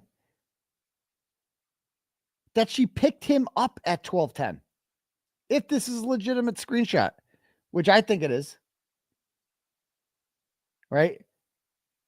And then she doesn't even, the next time they message isn't until February 20th. Okay, right. None of those are deleted. Sure. Sure thing. And that's the other thing. Like, Allie was a fucking cab that night. Like, she just picks him up and drops him off wherever. Like, what? That's what she does on. Okay. So her parents get to go out partying, but she has to be a fucking taxi. Give me a break. Give me a break. I will I am certain that the three involved in this are Colin, Higgins, and Brian Albert. It's got to be those three. Colin especially, because of the lengths they are going to be like, he wasn't there. Oh yeah. And then Julie Albert offered a gift to Michael Proctor the day that Karen Reed's arrested, because he didn't interview Colin, her son. That's what made her so happy about this. So I will always believe that that little fucker was involved. And he got up there and just lied. Like, the Bang Bang videos are not normal. That's not normal teenage shit. If your teenage boy is making videos like that, that's not fucking normal. If my son ever makes a Bang Bang video like that, I'm going to be like, what? Reform school? Hello? Nope. No, we're not doing that. Not in this house. That's not normal. If you think that's normal teenage boy shit, it's because you're a fucked up parent. You're not a normal parent. There's nothing normal about those videos at all. Okay? But Colin Albert, on top of that, got up on the stand and lied about what happened to his freaking wrists. And it was like not even remotely close to being a believable lie. That he fell on the ice and braced his fall with his fist. That's what he said. Okay. We'll see. We'll see. Anyway, yeah, Clay would never fucking do that, man. Clay is a gentleman. Clay would have been at home in bed by then. All right. So, anyway, and then there's me. I'm on the witness list, as you guys may have seen. So, what do I think? Why am I on this witness list? I have a lot of time to digest this and think about this. Okay. So,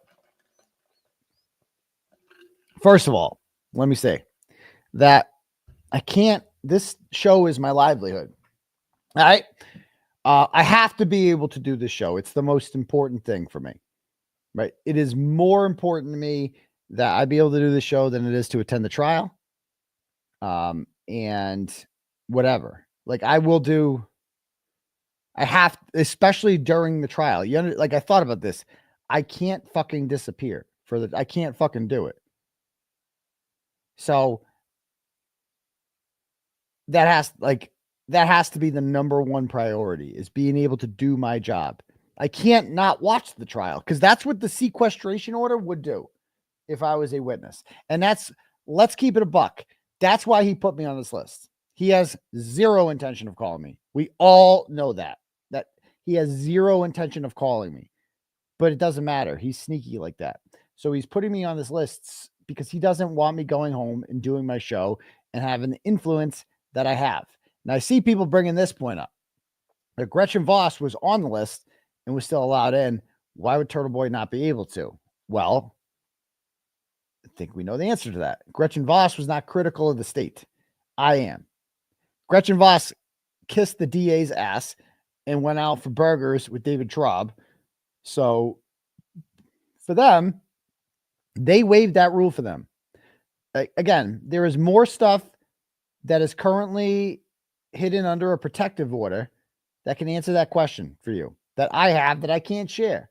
I know the answer to this question. I know how Gretchen Voss got in. I know the powerful forces that made that happen. Okay.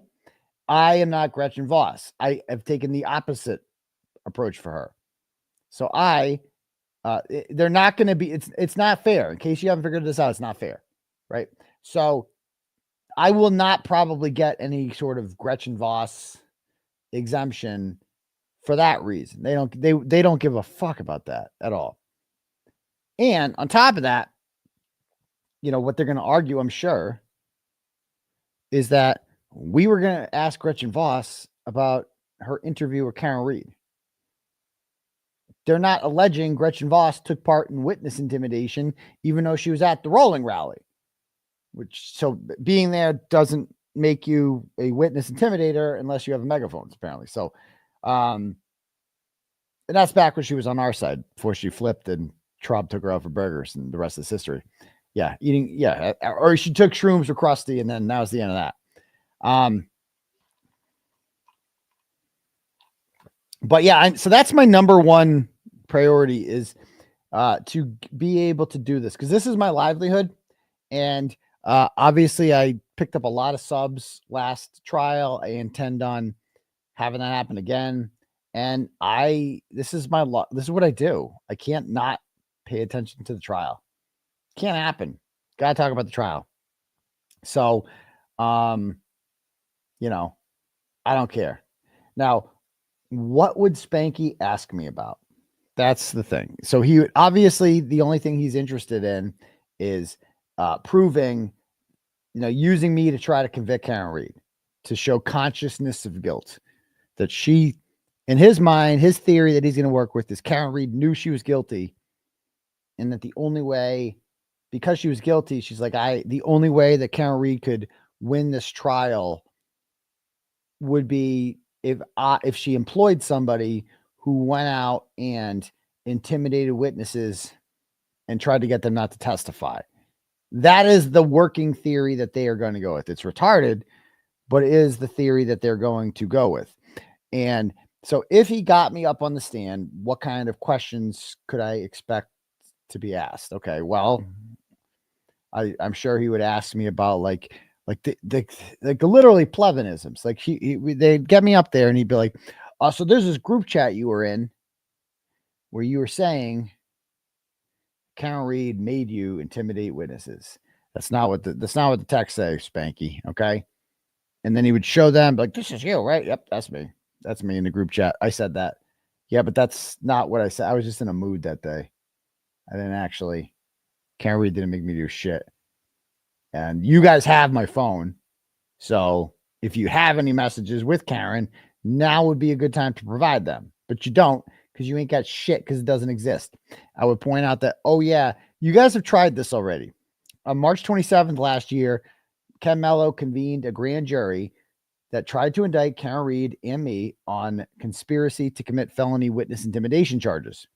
They return with no true bill because there was no probable cause for this whatsoever. I have never done that with Karen Reed. I never would do that with Karen Reed. Why are you doing it then? Oh, glad you asked. Because those people killed a cop. And it is my moral duty to ask them questions, to protest them, to raise awareness about this, to let the neighbors know, quite frankly, that they're living next door to murderers. Because if you were living next door to a murderer, Spanky, wouldn't you want to know? Wouldn't you? Well, as you define it, no, bro. As the evidence defines it, that's what they are. I mean, it's just that's not my opinion. That's a fact. John McCabe Googled how long did I cold. She participated in the murder of a Boston police officer, my dude. How could I not, in good conscience, say something about that? How could I not go up to her and ask questions? How could I not let her neighbors know that you're living next door to a very dangerous person?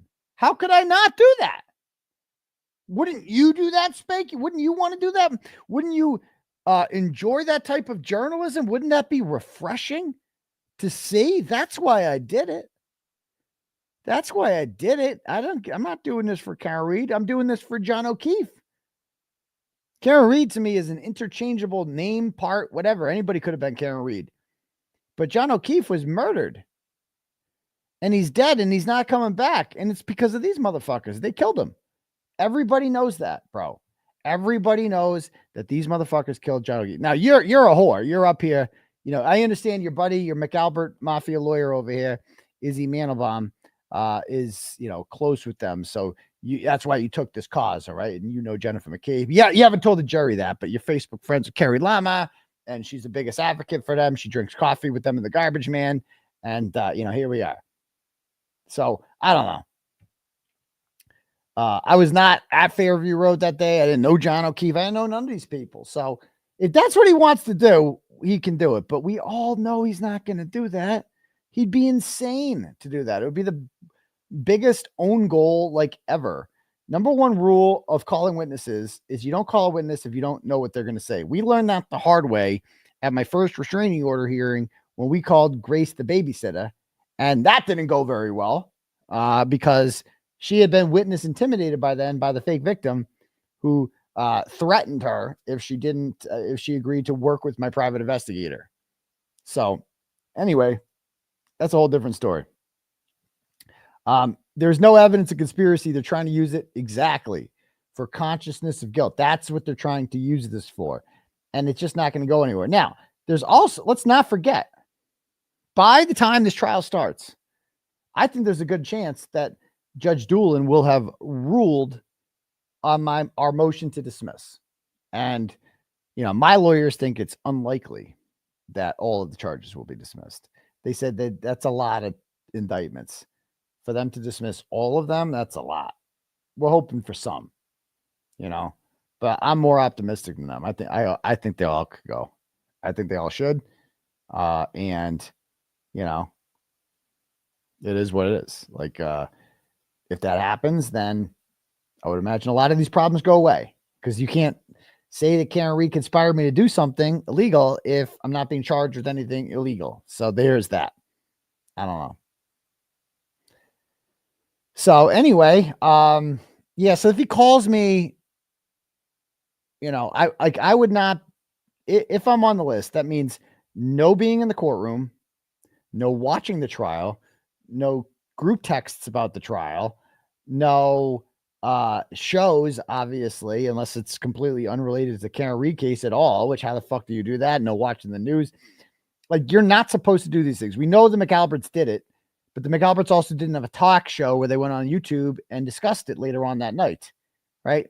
I have to do that. So my goal, I have to get in the courtroom, right? I mean, I can't do this. So like,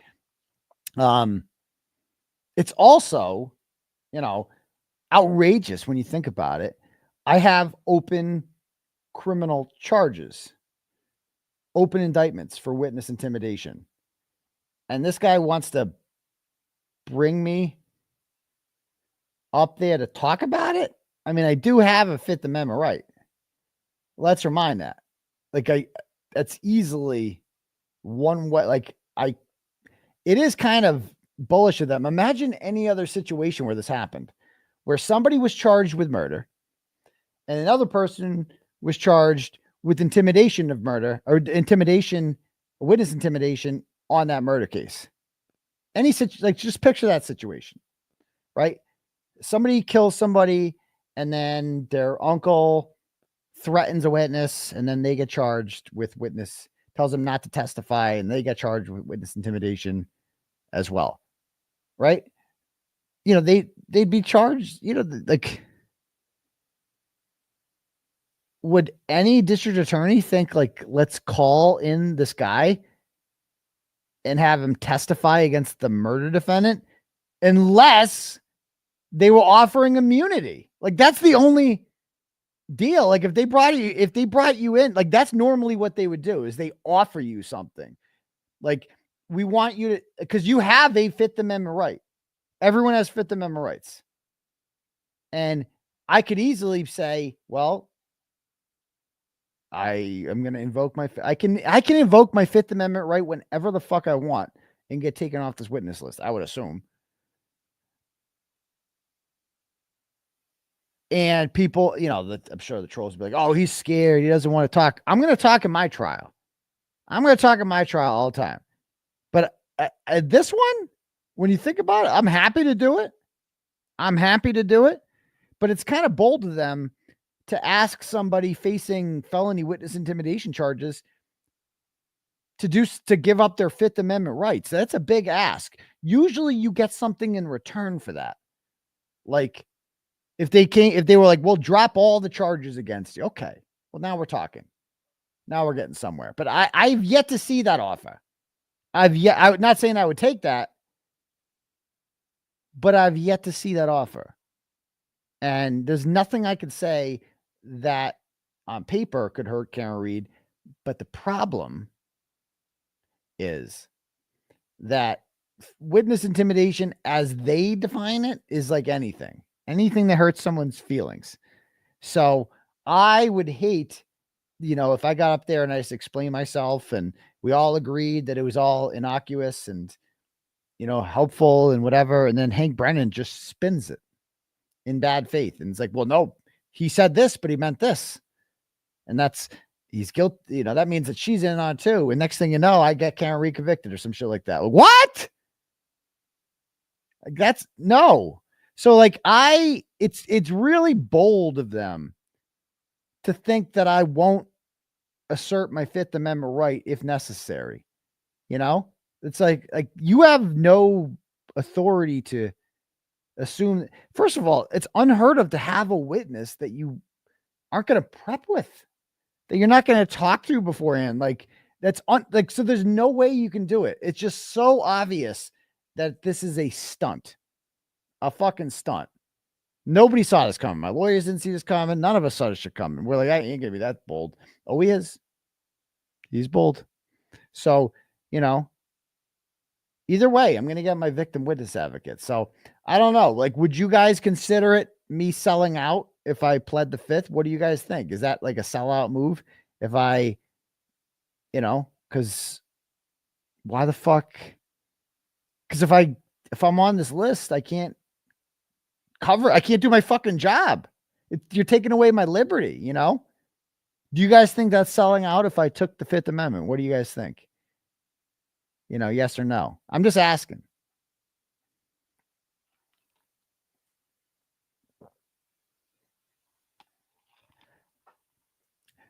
Nobody wouldn't want. Yeah. Some people will say that you plead the Fifth when you have something to hide. That's the general consensus, right? Not the general, but like it's not true, but like that's what they say. You only have something to hide. And it's like, no, I have nothing to hide. But I have a job to do at the same time, you know? So I don't know. And people are saying, oh, so Lisa does think it's selling out. Oh, okay. Sorry, Lisa. Only take it if Karen gave you info she shouldn't have. I mean, what do you mean shouldn't have? Like, she didn't give me anything she wasn't legally allowed to give me, you know? Should I have a poll? Let's do a poll. Well, that's the number one thing, Daniel. I saw. Consult with attorney. I mean, that's what obviously this is going to come down to. Very clear. I'm going to do whatever my attorneys say, period. I have two. This is why you pay attorneys money. So you don't have to make these kind of decisions, you know, that you do what is best for your client. Like, it would be legal malpractice for them, I think, to be like, yeah, you should definitely fucking do that. You should definitely take the stand where we can't help you at all, or you should definitely fucking do that. Like, I have not talked to them about this fully yet. I don't know what the plan is here, but there will be a plan. Let's just put it that way. Okay, so let me do a poll real quick on here. See what people say in the poll.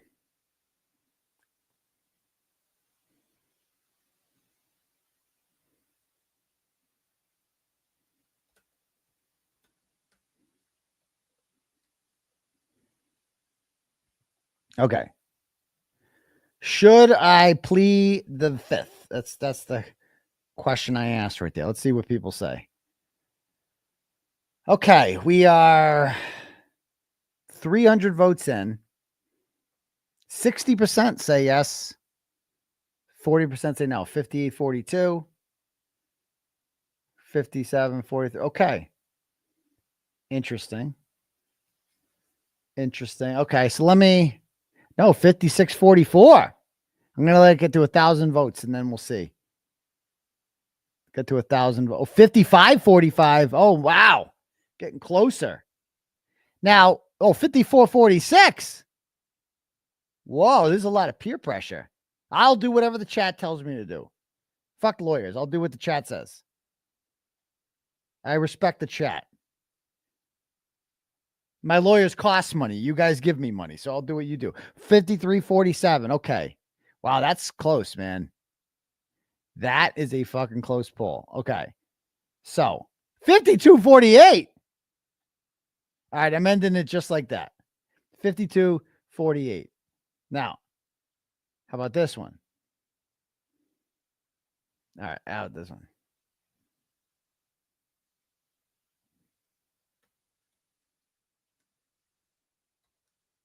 Okay. New question in the chat. Poll question. Am I a sellout if I plead the fifth? Am I a sellout if I plead the fifth? Because I get up here every night and I talk about this shit and I talk a big game about Spanky. And then if I plead the fifth, am I being a sellout? Let's see what people say. Okay. Ooh, 21% of people, we're up to 800 votes. 21% of people say I'm a sellout if I plead the fifth. That's kind of high. So you guys understand. Just understand there's a method to my madness. Just put it that way. There's nothing I would love more. Well, to get up there and, hand Spanky his lunch, if you will. But there's a lot to consider here. And my number one concern is being able to do my fucking job. So I don't care if you think that's a sellout. Okay. If I can't report on this case at all, not just be in the courtroom. If I can't report on this case, that is devastating. That is fucking devastating. That's just like, what? So anyway, I'd love to testify normally, but I don't know. We'll see. So I'm going to end the poll now. 1,200 people voted. 76% say no. Okay. All right. Well, that's interesting. Fuck you, 24%. Go fuck yourselves. I'm a sellout. Anyway, we'll see. We'll see what happens with that. Okay. So that's my thoughts on that about the why they added me to that. I think it's bullshit. But yeah, there's that. Okay, let's talk about the Proctors now. I got to bring this up.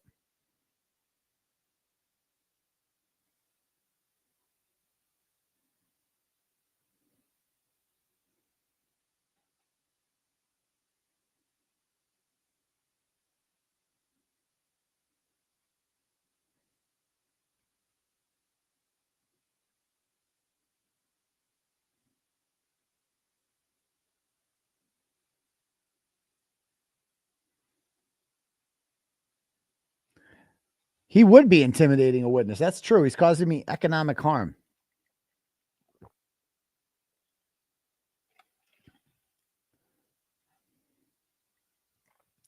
Okay. All right. So the other day, is this it?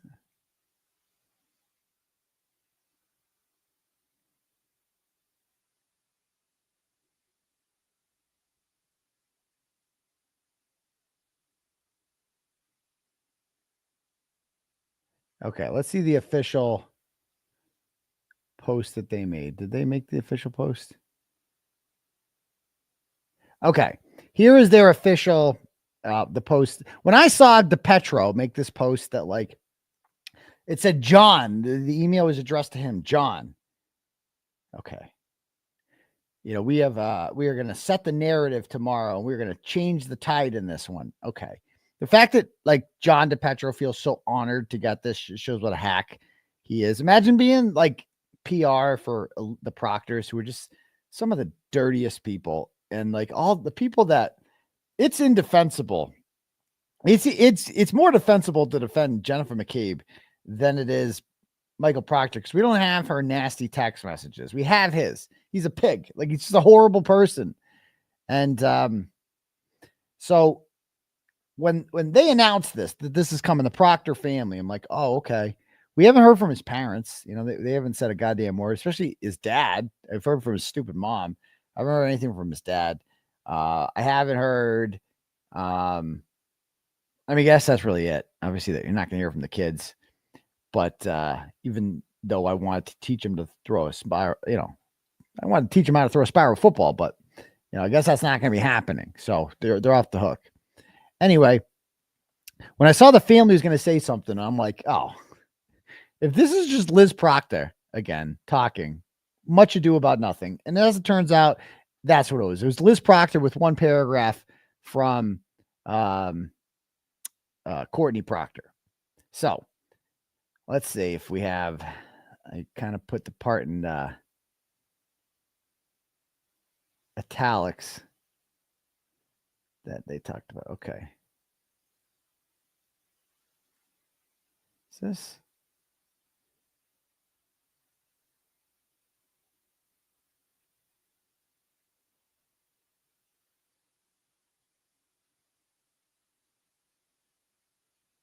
Where's the whole fucking statement? Do I have it there?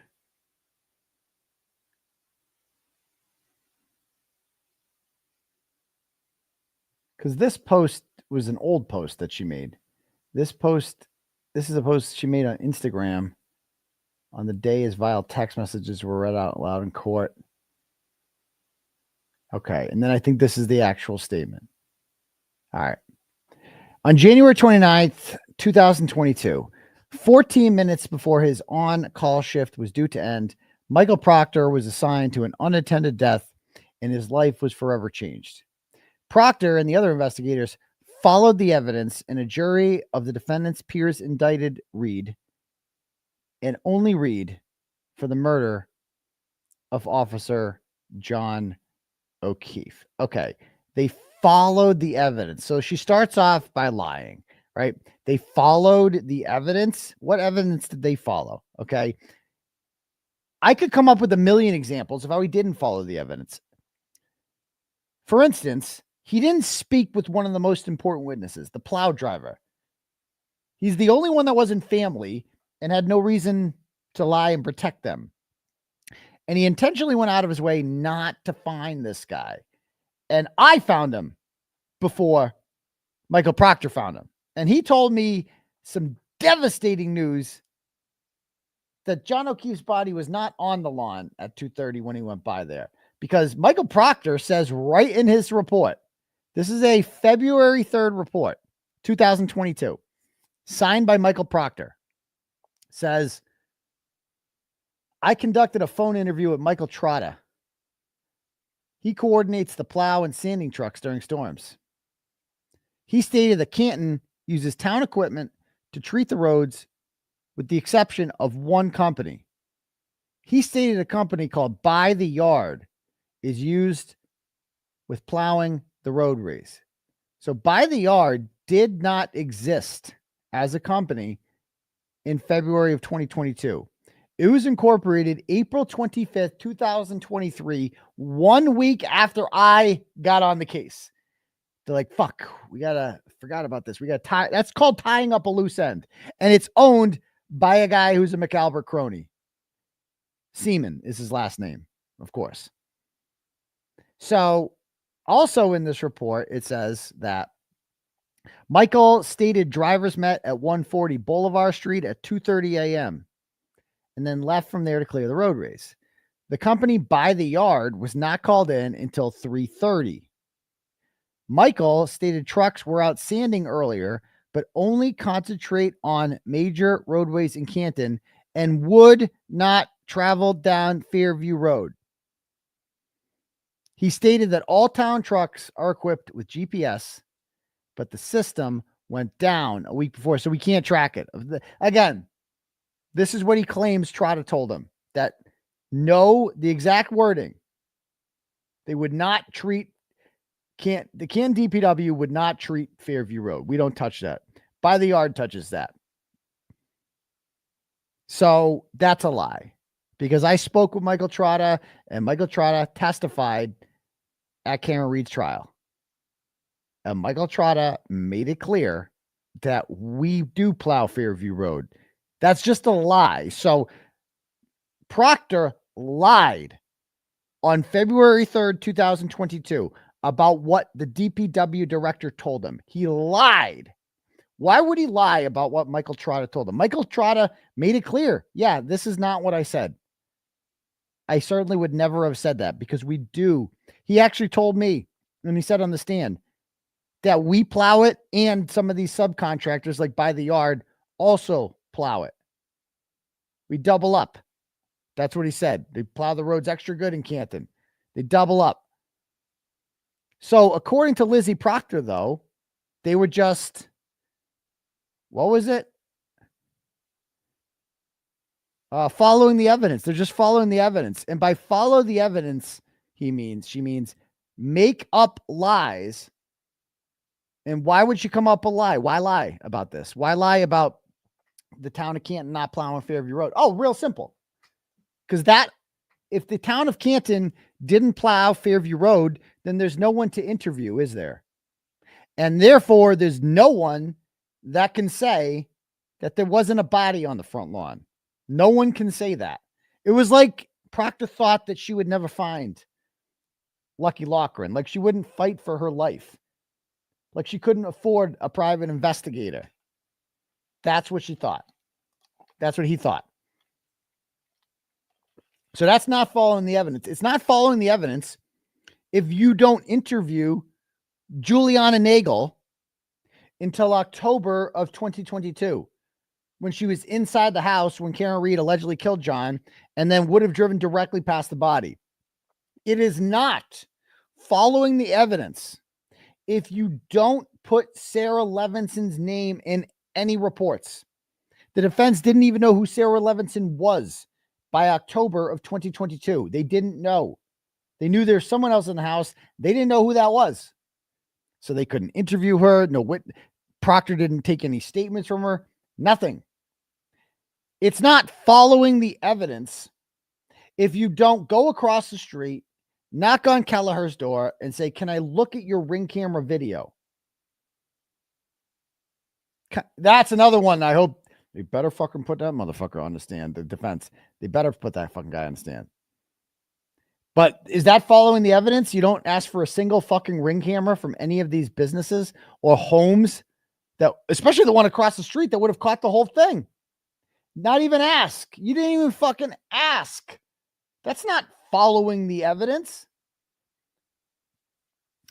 It's also not following the evidence if you don't go and get all the fucking, like, first of all, you don't, if the evidence is contaminated, if you don't put up some crime scene tape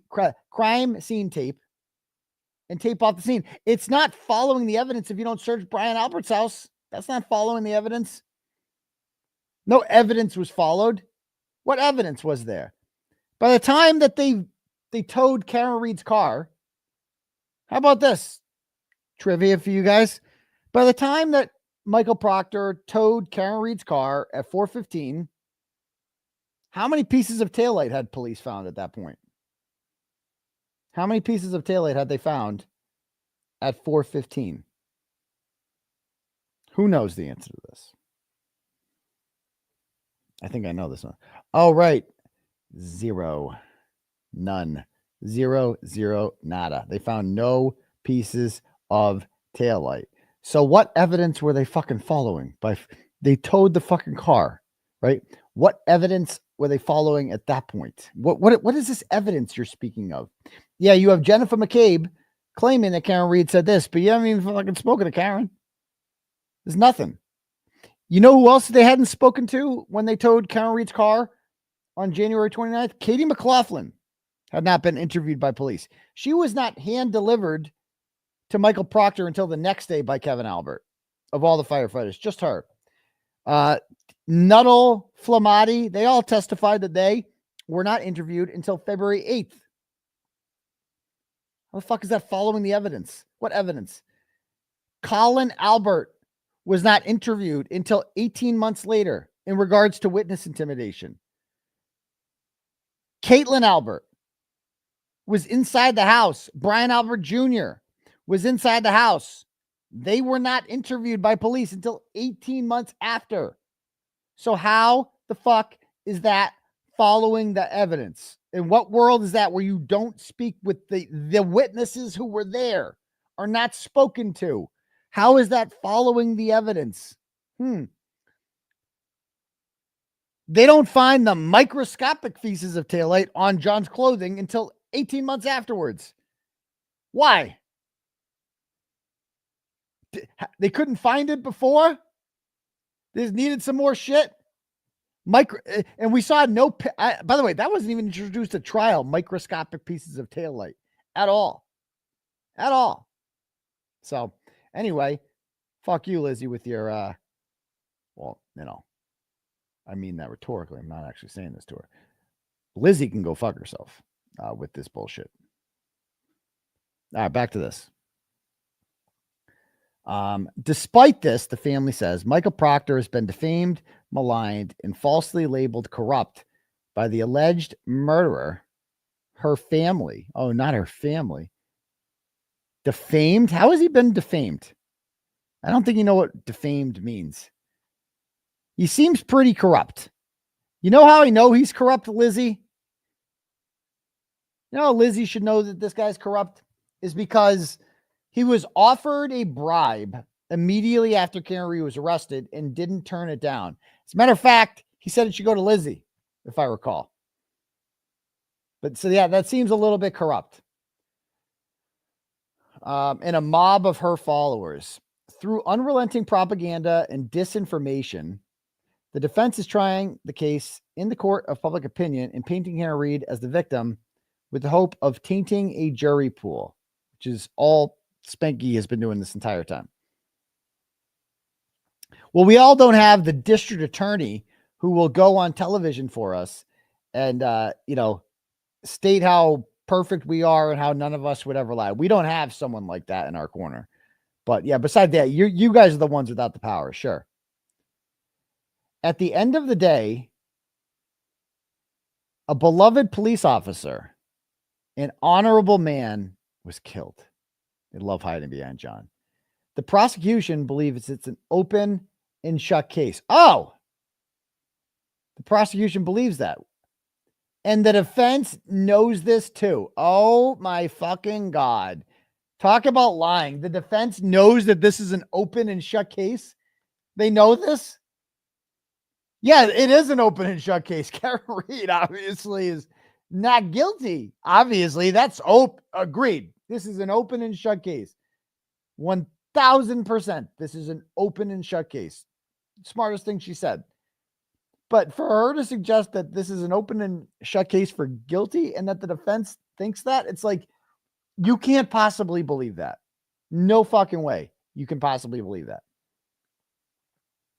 So their tactic is to put my husband, the lead investigator, on trial for sending texts on his personal phone to his friends and family. What kind of texts? What kind of texts? And by the way, once you start using your personal phone for business stuff, once you start texting your bosses on that and talking about the case and telling all your buddies that, oh, Brian Albert's not going to catch any shit because he's a Boston cop, it's no longer your personal phone. I don't know if you know that. It's actually your work phone. And the reason that we have these messages is because the FBI got them, because the FBI knows your husband is dirty as well. That's why. And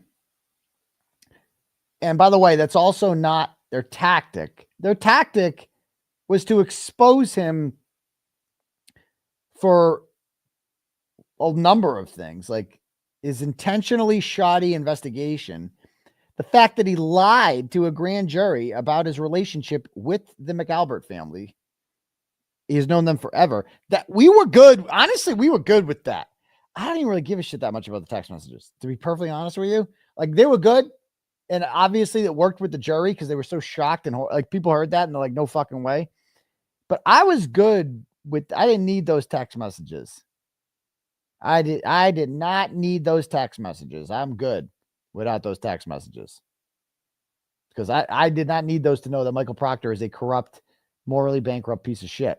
That much was obvious to begin with. So I'm good when it comes to that, Lizzie. And I just hate that it's like kind of taken over. It's like the only thing they got in trouble for was the text messages. Everything else was okay. All the other they couldn't explain away the text messages. There was no, like, Maura Healey noticed that. And I was like, oh, that's not good, you know? But anyway, back to this. The Karen Reed defense team is unabashedly creating false narratives and distracting the public and potential jurors from clear-cut evidence. Yeah, what's that? I don't see much. It was recently announced that all aspects of the federal investigation involving this case has been closed. Yeah, but we found a lot of shit out from it. If that's true, we found a lot of shit out from it, you know? And, you know, for sure. Okay, next up. Let's see, what else do they say here?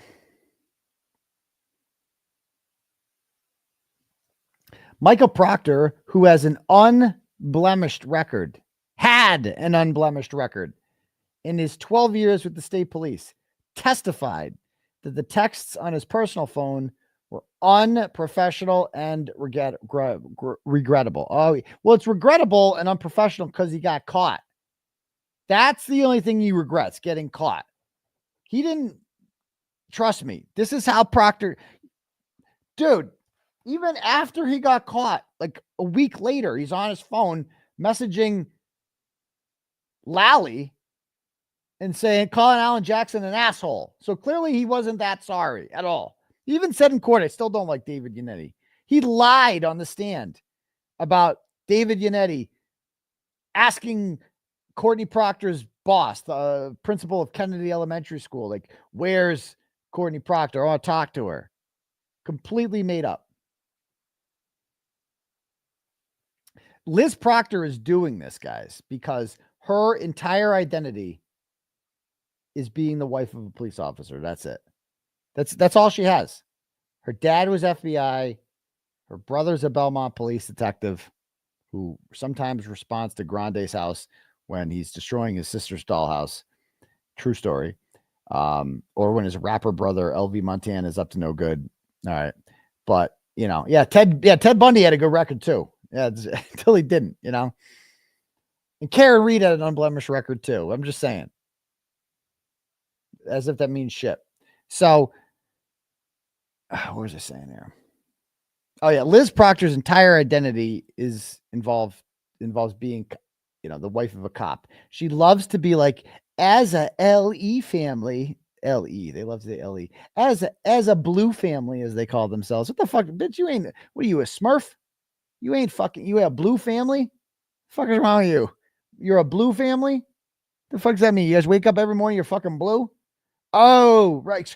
So you like Liz Proctor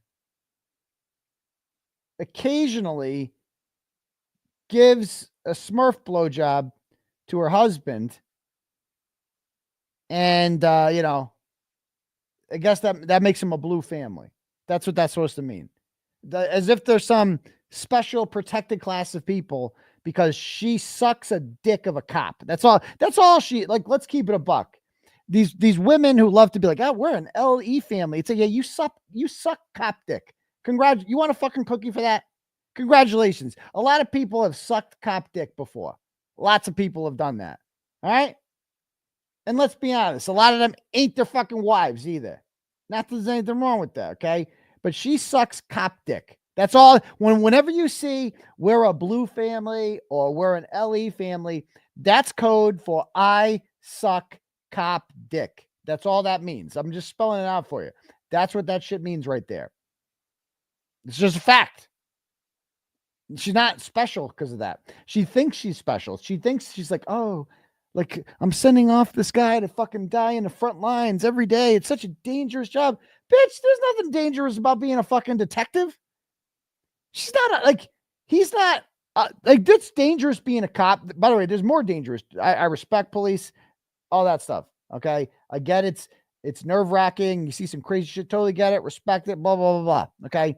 Statistically, there are much more dangerous jobs out there. I'm just saying, but it's not to undermine the danger that goes into a police officer, right? But not a detective.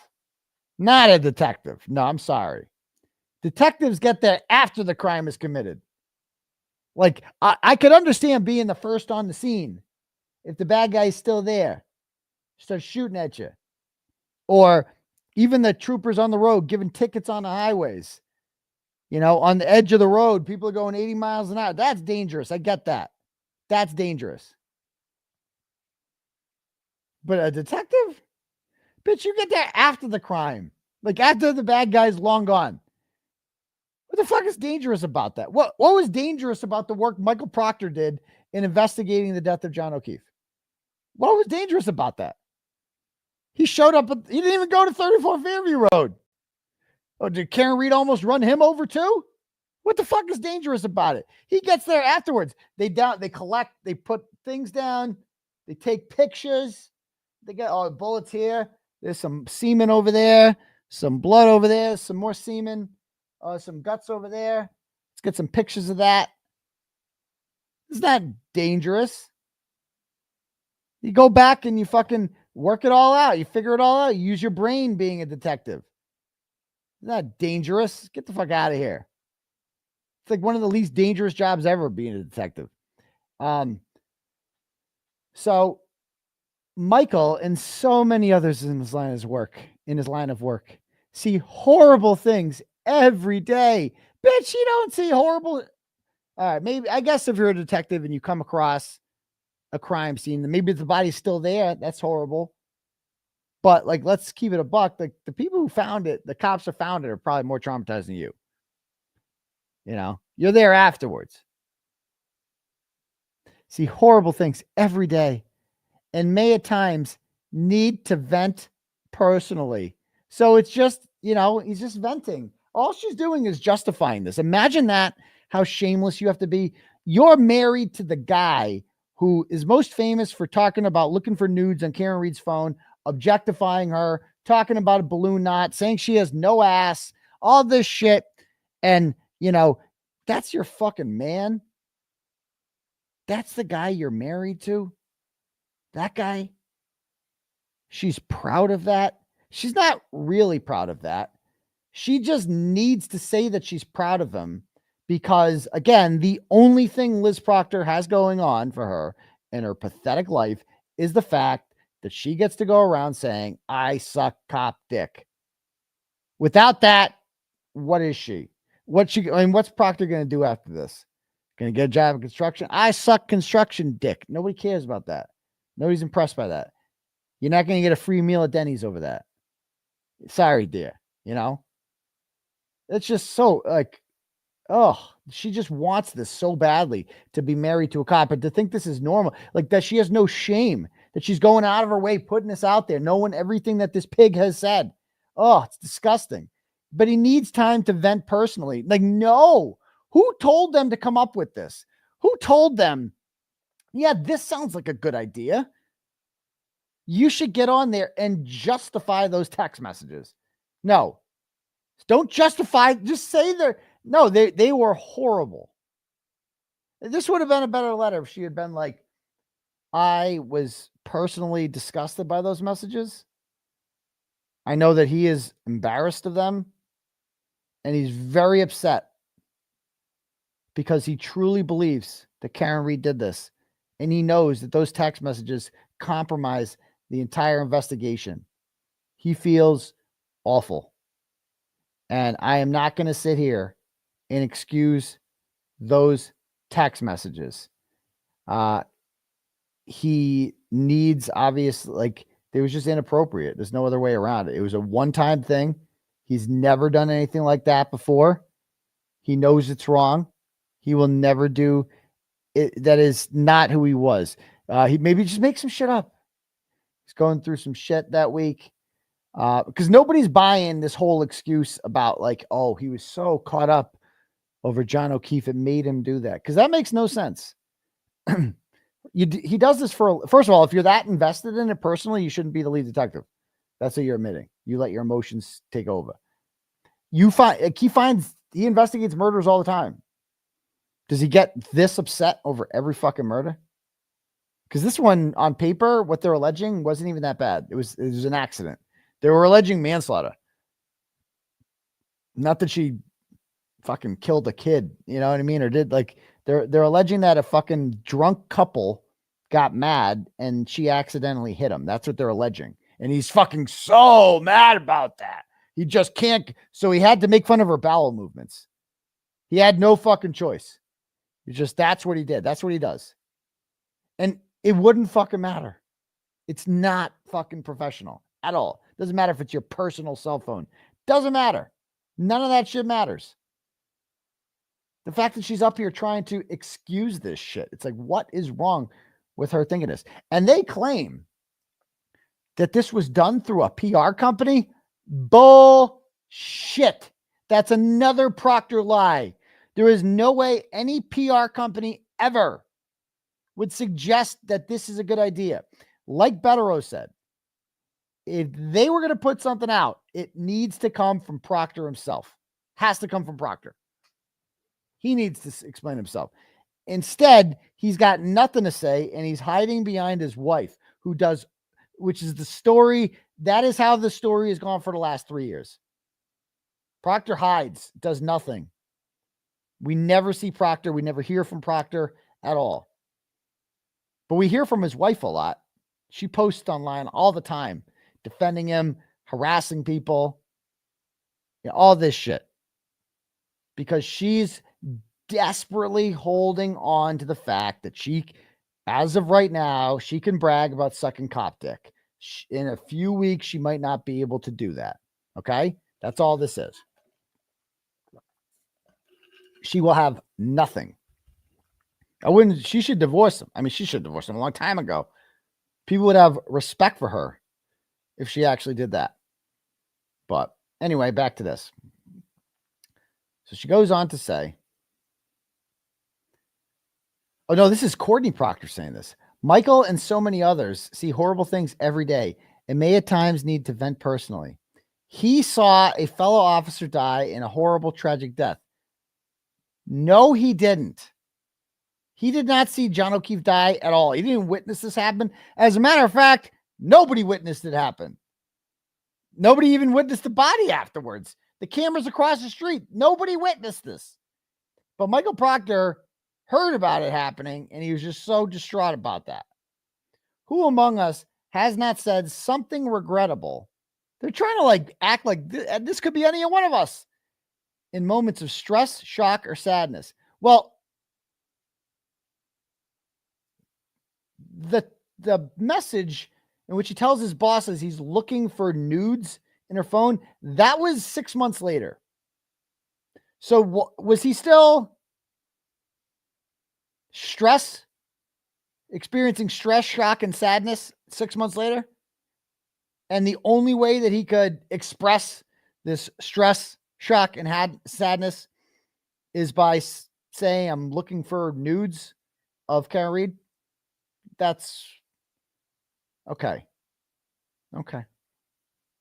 And how would you feel if the contents of your personal phone were questionably released to the public without full context? What is the context exactly of those messages? What's the context of the nudes comment or the balloon knot comment? Can we hear those? Can we hear the context of that? I'd like to hear more about that.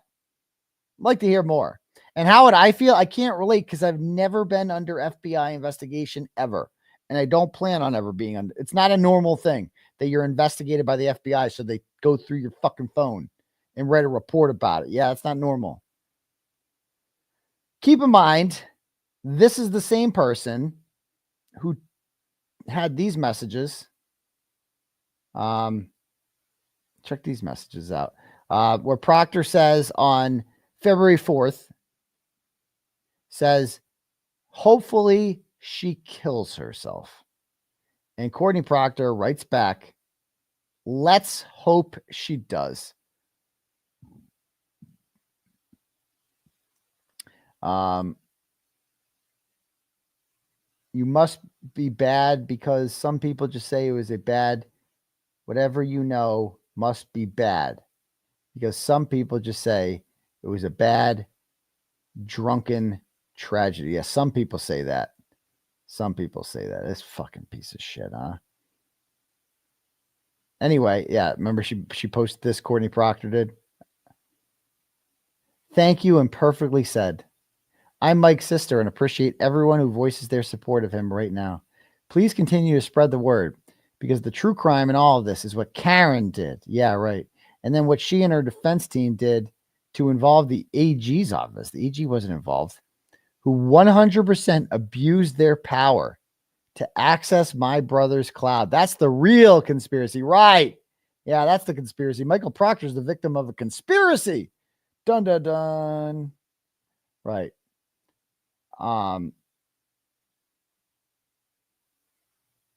There she is. Yeah, and there she is with Colin. It's such a weird relationship they have, how close they are. It's bizarre. There's Michael Proctor and his pig mother, Karen Barsemian Proctor. Look, he is such a little fat fuck, huh? Look at him. Look how chubby he was. He's a loser guy. You're a loser. And, you know, there's his chubby sister. Look at this fat fuck. Look at him. Look at how the parents dress these two. That's the real crime. He's not like 5 years old in this picture. He's like, what, 12, 13 years old in this picture? Look at him. Where do you buy these? Where do you get this outfit? Tasmanian?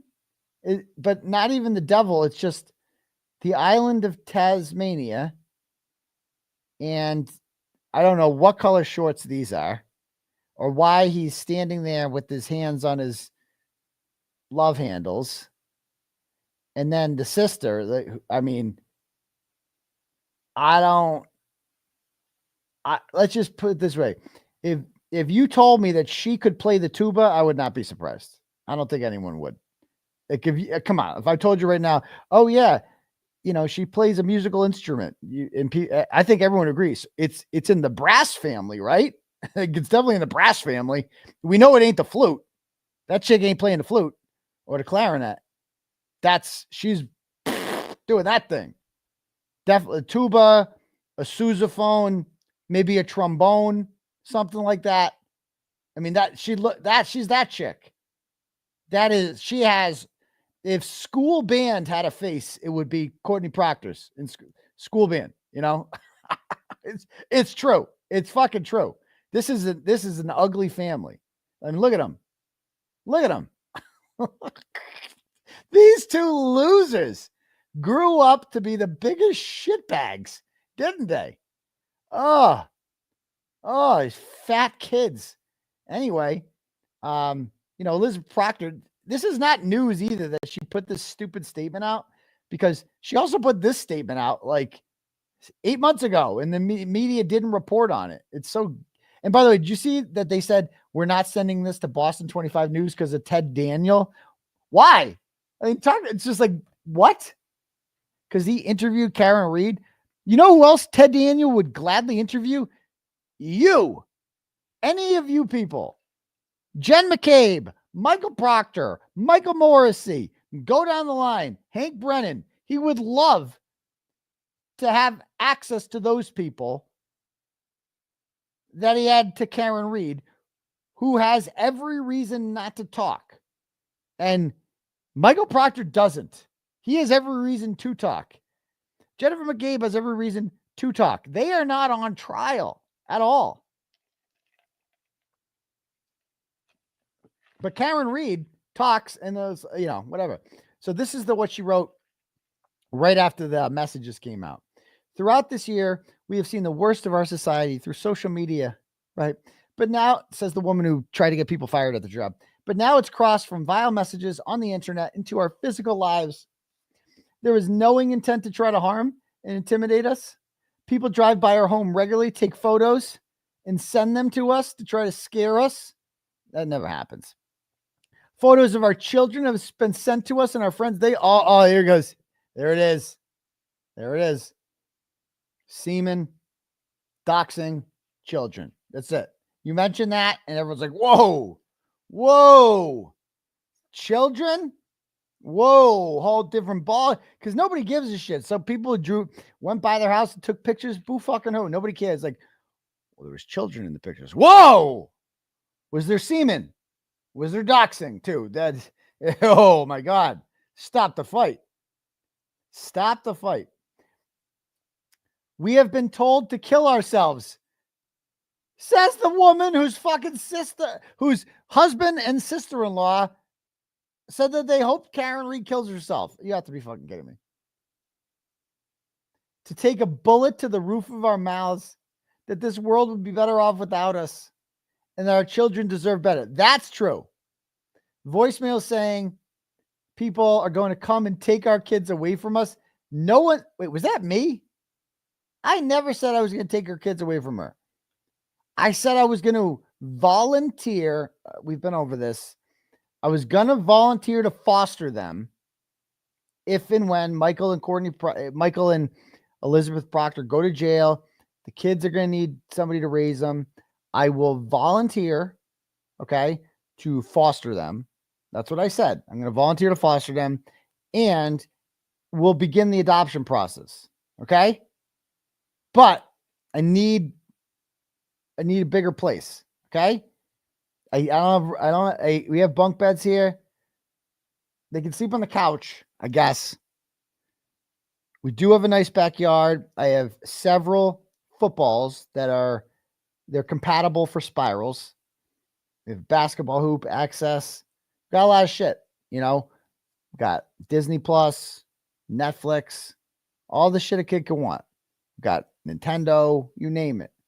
So, I mean, I give them a good life. I would, but I'm not doing that. Would I let them choose their own gender? Yes, but I would not. No hormones. That's where I draw the line. Okay. I would let them, like, if they say, hey, Turtle Daddy, something like that. Like, I don't know what they would call me. Turtle Daddy. I am a girl. I feel like a girl. I want to be a girl. I'd be like, that's swell. I respect your pronouns, little Proctor. There. Oh, little Proctor. We'd probably have to change her last name too. I'm just saying, I'm not saying I'm going to. if I adopted the Proctor kids, I think number one thing would be changing their last name, right? You got to do that. Nobody wants to be associated with that. I gotta pull a Wendy Adelson. I gotta rename the kids. Okay. I'd have to do that.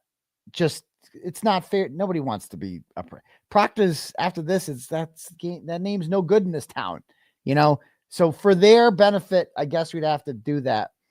And, oh, nice. We already got TV's victim. Awesome. And like, I would let them choose their own gender because I'm progressive. I'm progressive like that. Like, so I respect their pronoun. If they want to be, they, them, or a zize, or a fuck you, or whatever they want to be, I will respect their pronouns. But if they come up to me and they're like, Dad, I have these woke friends on TikTok and all the other kids are taking hormones to castrate themselves for gender affirming care. I'd be like, that's a bridge too far. We're not taking the pills where the dick falls off. You get the inverted thing there, whatever that thing is down there, that it's not really a vagina. Okay. Just because your dick disappears doesn't make it actually a vagina. All right.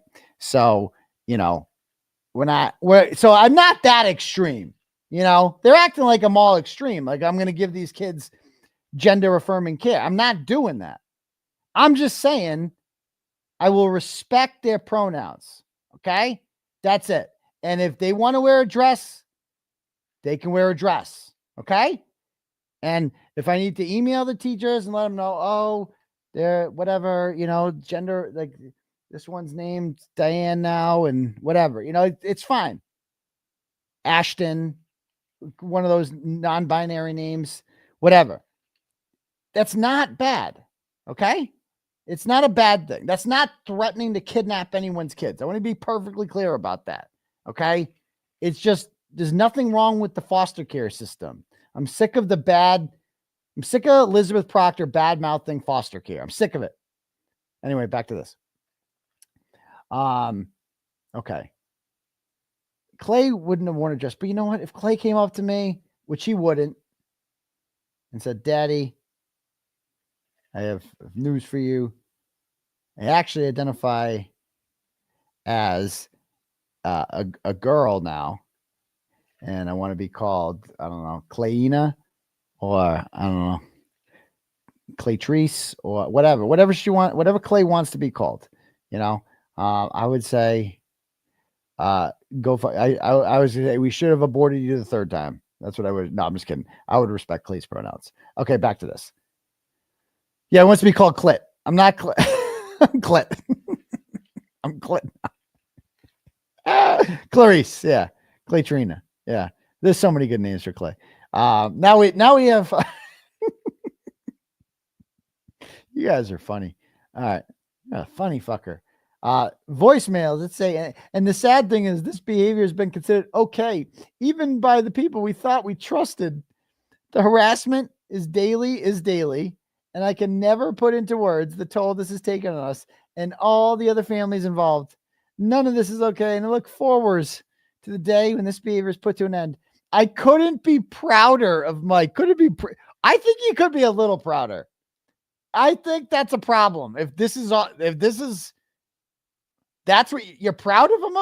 That's a little extreme saying you're proud of those messages. He took an oath to protect and serve, and he's done just that. The truth will always prevail.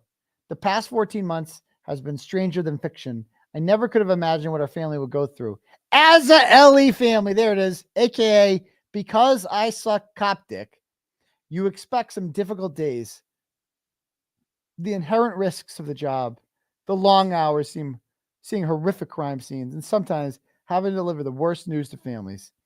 It is what police officers sign up for when they enter the profession, and by extension, their families too. But being labeled corrupt, a criminal, a cop killer, bullied, slandered, harassed, and threats to our family on a regular basis was never something on our radar of things we need to worry about. This case has revealed the toxicity of social media, says the person who messages fucking John DePietro and Plevin. Yeah, right. And the threat to justice by narrow-minded bloggers and their cult following. I wonder who that could be. Anyway, she just goes on and on. Oh, the children, our children, blah, blah, blah. Oh, there's more. Was there more? Yeah. And remember, this is the same chick who can't stress this enough. In May of 2023, I got a message from his turtle rider. She works out in, I think, Chicopee, somewhere out in Western Mass. And she's like, so I'm sitting at work and we got a phone call. And I see there's not many people in my work department. Sorry, I see the number that's calling.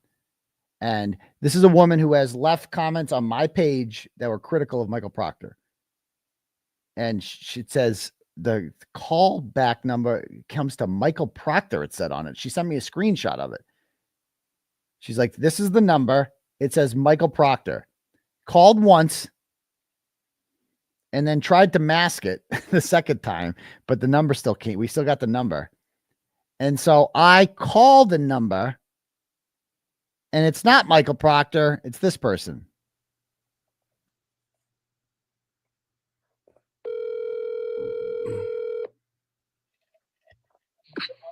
Hello? Hi, this call is recorded. Is this Elizabeth Proctor?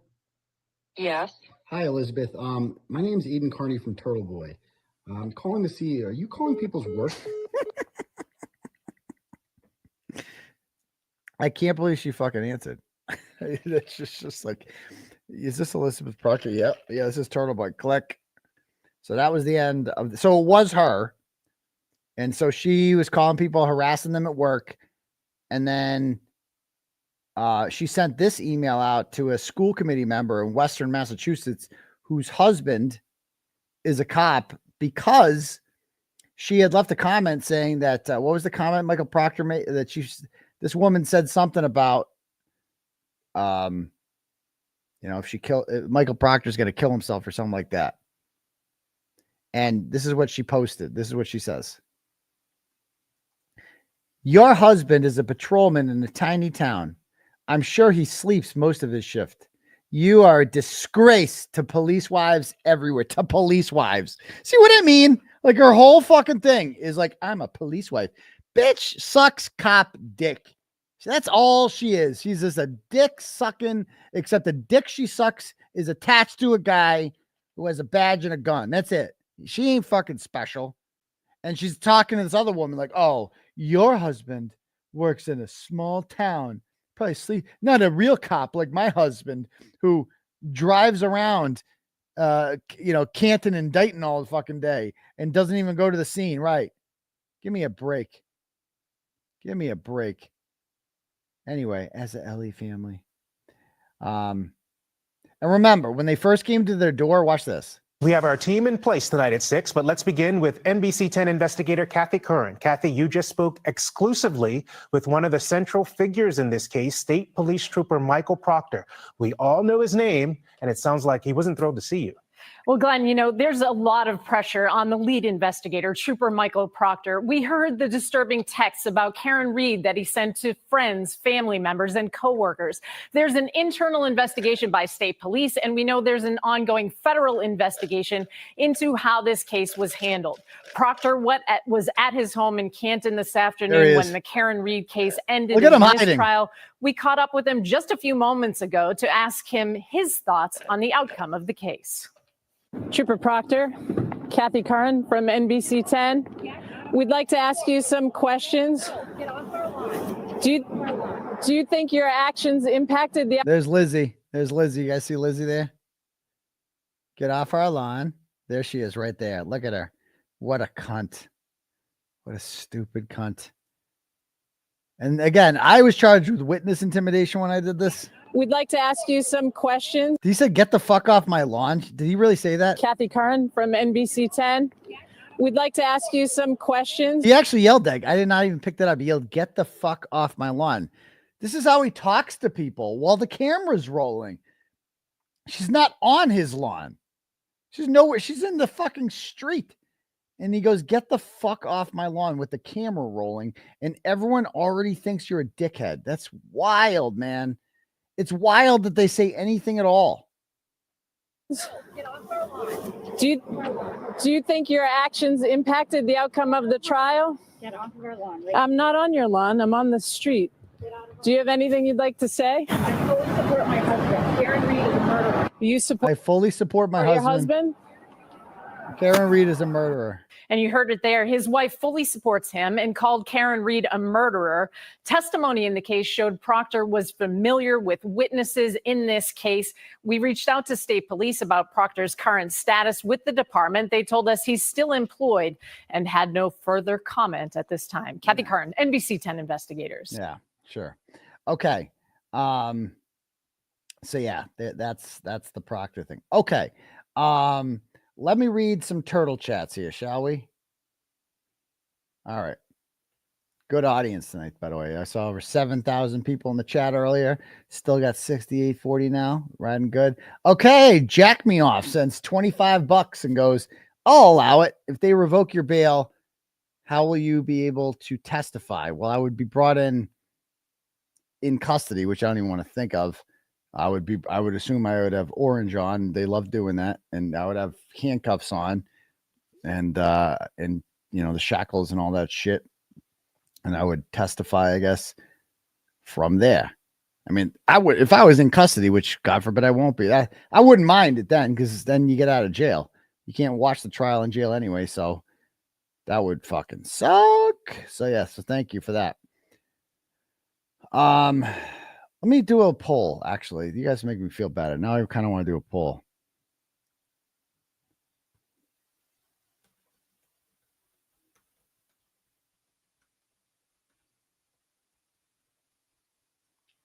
All right.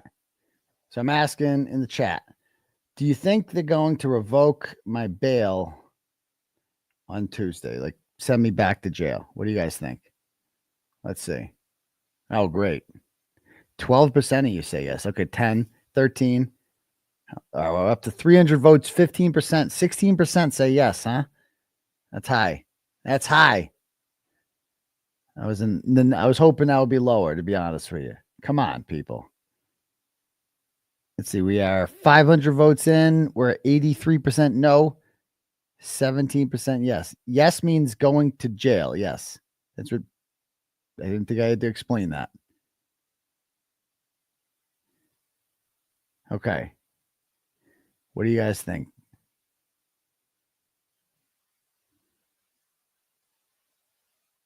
I mean, that's wild. I mean, over that, come on.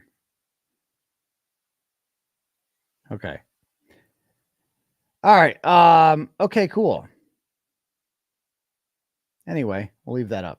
All right. So let's get back to these turtle chats. PJ sends $5 and goes, the more they fuck with you, the more I want to give you money. Keep fighting the good fight. Well, thank you, PJ. I appreciate that. Who's my turtle daddy? Proctor, baby. Sends $25 and goes, they hide behind the kids. They hide behind the wives. They double down and do it some more. What kind of whiny men do you have to be a cop in Canton anyway? They do. Well, you just got to, you know, be dedicated to corruption and, you know, be willing to look the other way, and you'll fit right in Norfolk County. Thank you. Courtney Proctor's tuba sends $5 and goes, I just need to hear you talk about Courtney playing the tuba again. Fucking golden comedy. I'm just saying. I'm not saying she definitely played the tuba. But with those jorts and just looking at her, if I told you that that girl plays the tuba in the high school marching band, literally no one would be surprised. Now, if I told you that that girl has the school record in the triple jump, a lot of people would be like, bullshit. Or, you know, that girl, you know, she was voted most attractive or in best shape, something like that. You'd be like, bullshit. Like, you'd find that hard to, like, that. I'd be like, come on. But if I told you that she played the tuba in a marching band, you'd all be like, yeah.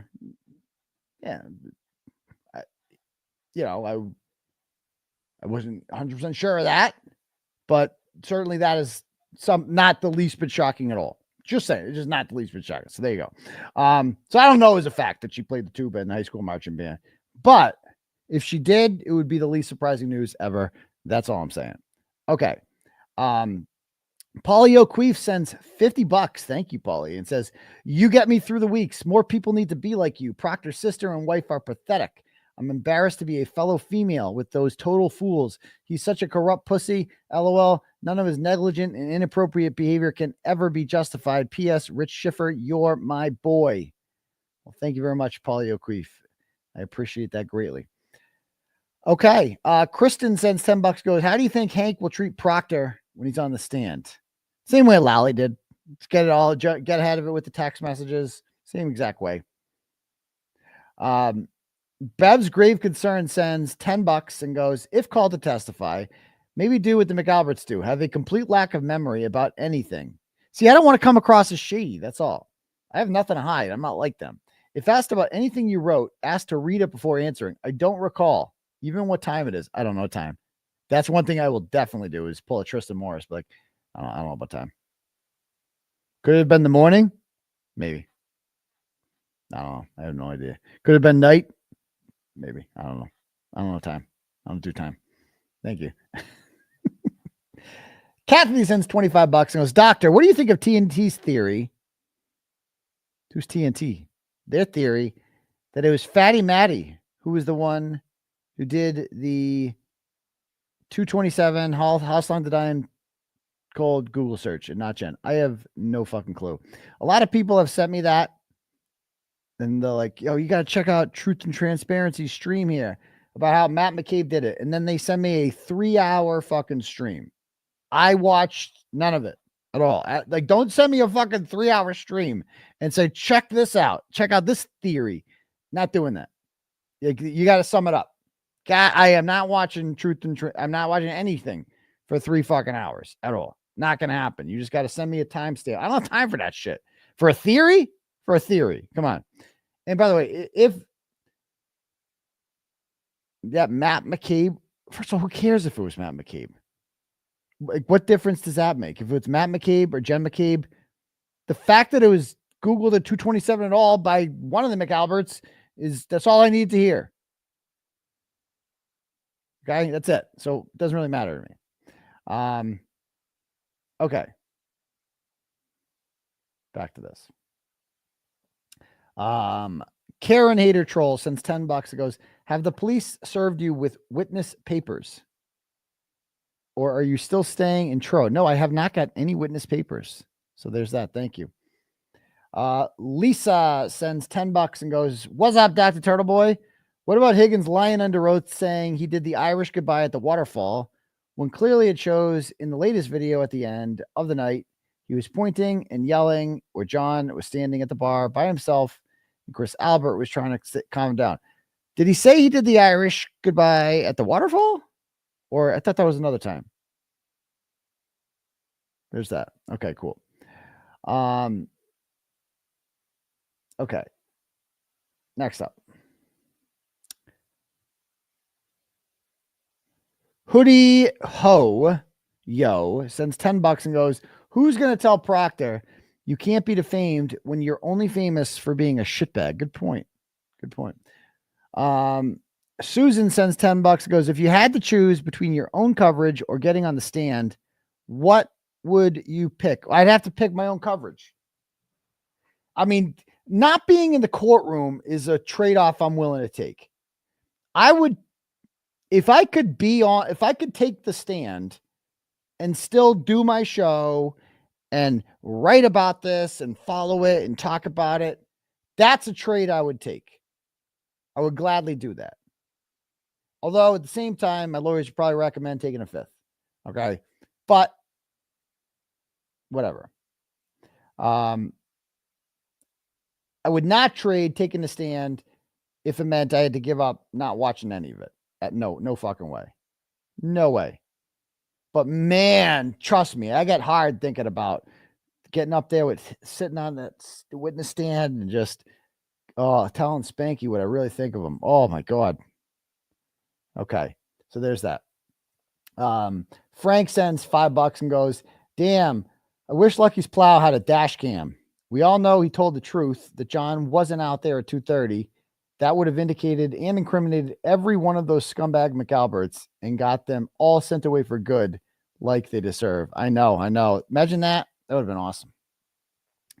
Well, it would have been overwritten and gone by now anyway. So there's that. Edgar Thompson sends $10, goes to the Proctors. You aren't fooling us, you self-centered pieces of shit. Okay, Edgar is not fooled by the Proctors. Thank you. Al Tom sends $15, goes Tuesday night show had me both laughing and crying. Happy to pay for your content. What did I even talk about Tuesday? Oh, the Atlantic review, right? That's what we did. Yeah. Well, thank you. I appreciate that.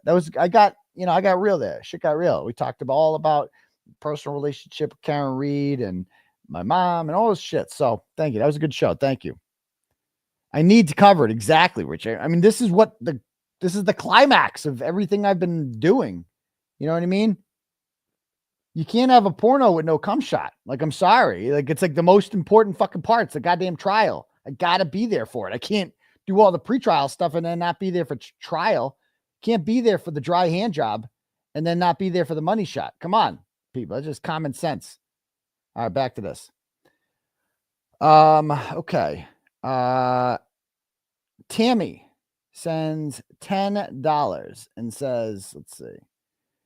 Do you think Ani Bev may have known you were being added to the witness list, and that is why she denied Bettero being added to the defense team? I don't think she knew that for sure. I think she's just a cunt.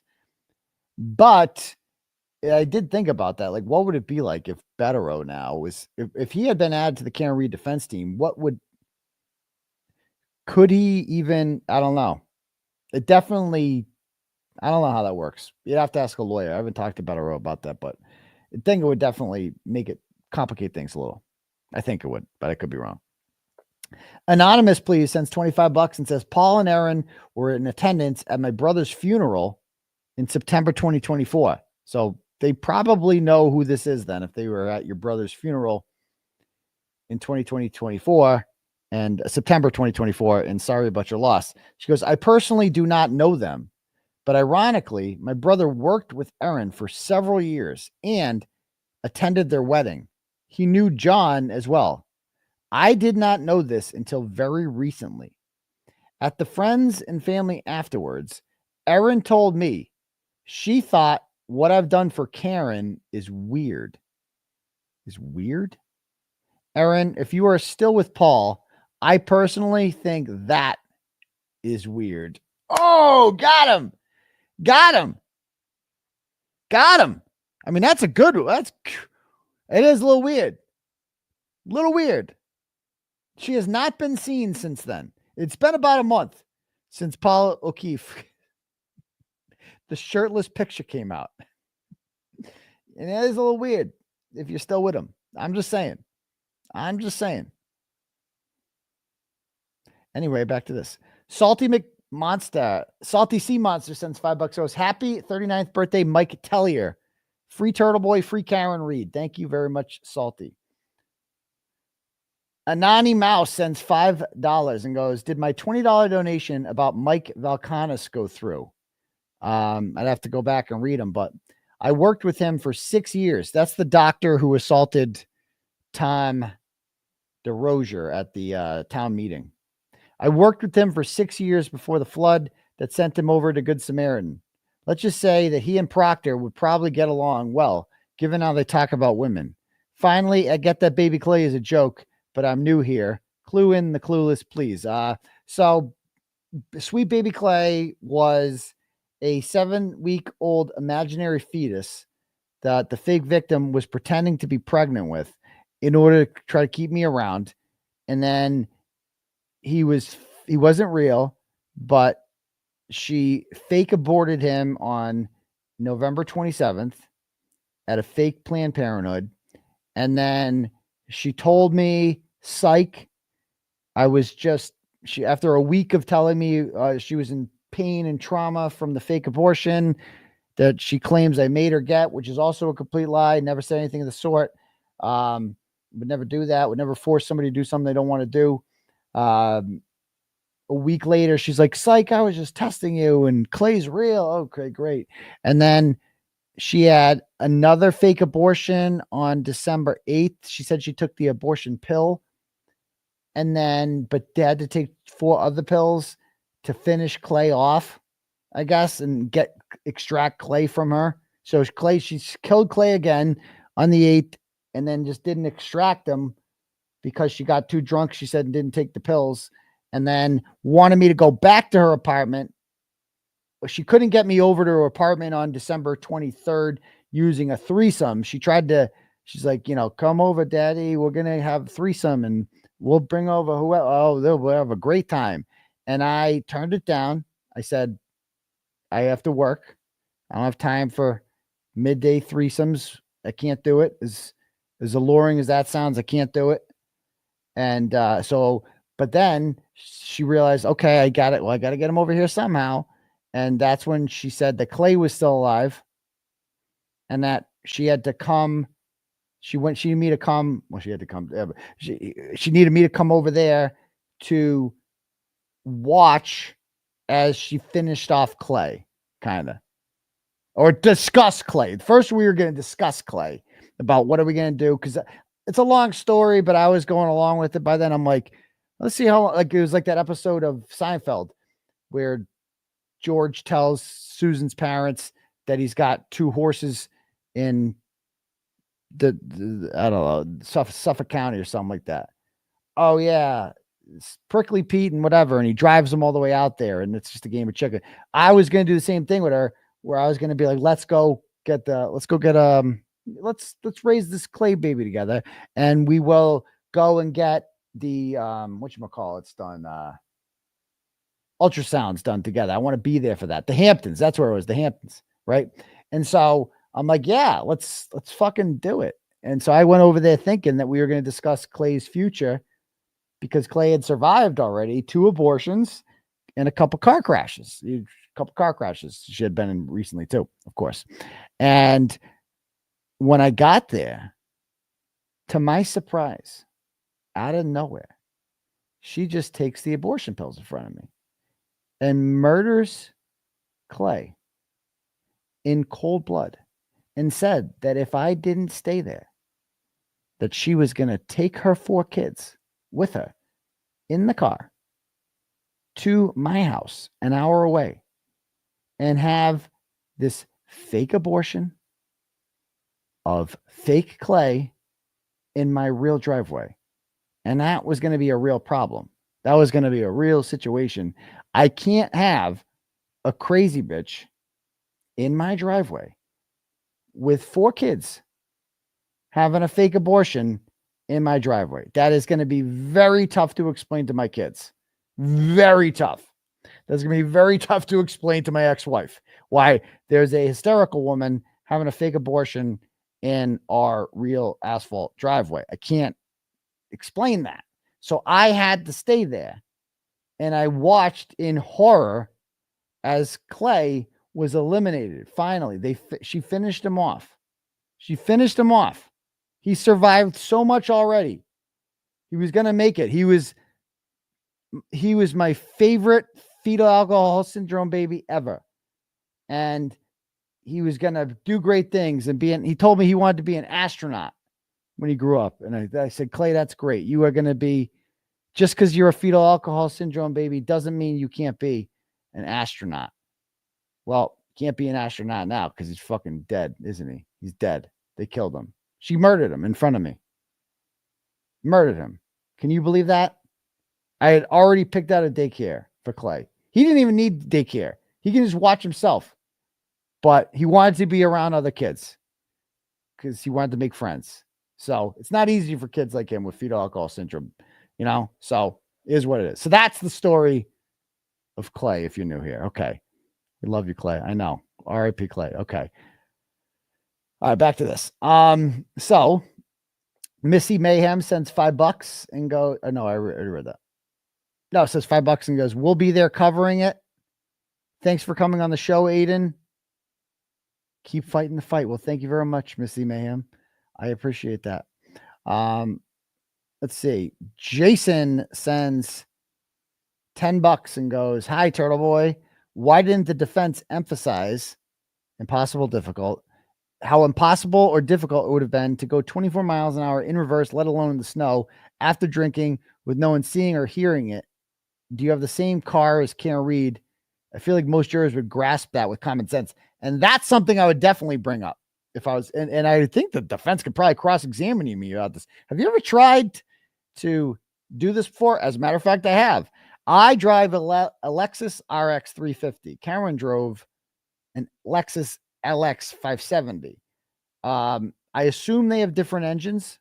The 2023 engine, I don't know. I've drove a Lexus NX. I test drove that. It's like this next version, smaller version than an RX. And, I drove it. I'm like, oh, this is a cool car. Feels like a Honda. And then you got in the RX and you're like, whoa, that's a fucking engine. You're like, you ever get in a car like that where you can go? It's just like, whoa, that car's got a fucking engine. The RX 350 can accelerate fast. I don't know what the LX is like. It's a bigger car, so the laws of physics would tell me that it weighs 1,500 pounds more. So I would think that it would be harder for a vehicle of that size to accelerate, And so, but that's a great question. If they could somehow bring that up, it is impossible. You cannot go 24 miles an hour in reverse in 62 feet. Physically impossible. So I don't know. It's a good question. I don't know the answer to that. Jason Jones, no, that was Jason Jones that sent that. Jackie L sends $25, goes, Colin dealer, alley drop off, pickup, bagels bro, picking up drugs, John new confrontation. Is that a haiku? I don't know, but thank you very much, Jackie L. Those are certainly a lot of words. Maryland Ryder sends $10, goes, gay autistic Brian Jr. is Allie's cousin also. She didn't need to pop in to say happy birthday. Makes no sense. I know. That's kind of the bond that, because Allie and Colin are not related. But yeah. Hot Chick sends $20, goes, it was wild to see Mike Valkanis on your shit list. I worked with him for 6 years and had no idea how or why you knew who he was. Anyway, I'll tell you something really fucked up. He said about one of our attractive female patients. She required a pelvic exam. Take that from what you will, Doc. Ooh, that's not good. Thank you. Jody sends $10, goes, Spanky is a tool. You're awesome, Doc. Almost the most wonderful time of year. March Madness. Go UConn. Ugh. Sorry. I know you hate saying that. Yeah, and I'll say it before and I'll say it again. I say that because I'm jealous. I'm a UMass basketball fan. There's about 11 of us. And I would call myself a diehard UMass fan. I try to go one game a year at least. Nobody goes. I went to UMass in 2000, and it was the school that I wanted to go to the most because I thought it was like the greatest basketball school ever. Because I grew up watching Marcus Camby and Lou Rowe, and the Minutemen were number one in the country. And I'm like, oh, this is fucking, why wouldn't I go to UMass? It's fucking UMass. Let's go. Everybody, as a kid in the 90s, all of our teams sucked. The Celtics sucked. The before we had Bledsoe, we sucked on the Patriots. The Red Sox still had the curse of the Bambino. The Bruins would make the playoffs every year and lose in the first round, it was Emily Baker went to UMass. I did not know that. That's very cool. But, so I went to UMass. And as it turns out, there is no history or tradition of winning at UMass basketball. That was a brief, blip because we had a coach that was infamous for, cutting around the edges. Some call it cheating. And we were able to get people like Marcus Camby from Connecticut for a reason. They didn't go to UConn, And so I'm jealous. So I went there and we've made the tournament once since then. We got blown out in the first round by Tennessee in 2014. And we just suck. We're just bad. We're bad. We had a losing record this year. And it just sucks because I would love nothing. I would rather see UMass get to the Final Four than any of the pro sports teams win a championship. Like that, I would rather see that. If you were to ask me, what would you rather see? I would rather see UMass because I haven't seen it. I've seen all the other teams win. I'd rather see UMass win. That's my team. Okay. And we suck. We're like a fucking joke. We really suck bad. So I'm jealous because I'm like UConn. Massachusetts has double the population of UConn. Connecticut is our little brother. That it's not a real state. It's a cut through state. It's like the Belgium of New England. It connects real states. and it's just a traffic cesspool. So UConn, it just boggles my mind. The University of Connecticut is like fucking legendary at basketball. They've won 6 titles. The crazy thing about UConn is that they've won, I believe, 6 championships and made the Final Four 7 times. You understand how hard that is? Like North Carolina has won 6 championships and they've made the Final Four 21 times. Like to get to the Final Four, it means you got a 1 in 4 shot at winning. You should win 1 out of every 4 Final Fours. Okay. UConn won 6 of 7. If they get to the Final Four, they win the whole fucking thing. So this year, UConn is going to be like an 8th seed. That's what most of these people are predicting. I'm predicting that UConn will be announced as an 8th seed tomorrow. And they still might win the fucking championship because they're UConn. And you can never, ever fucking sleep on UConn. They won the championship in 2014 as a 7 seed. UMass was the 6th seed that year. We fucking lost in the first round. So, it's fucking UConn. You can never sleep on them. But yeah, I love college basketball. I live college basketball. It sucks that we suck at it. And tomorrow's a big day because it's the selection Sunday. And I get real into the bubble, like who's going to get left out. I'm like I spend way too much time looking at this shit. And that bubble's tight tomorrow. Bubble's tight.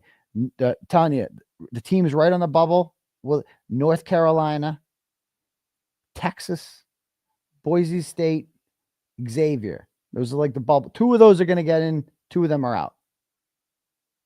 We'll see. We'll see what happens. Either way, they're all going to fucking suck. They're all going to lose. But, I never really liked Duke, but I'm telling my kids, you guys should go to Duke.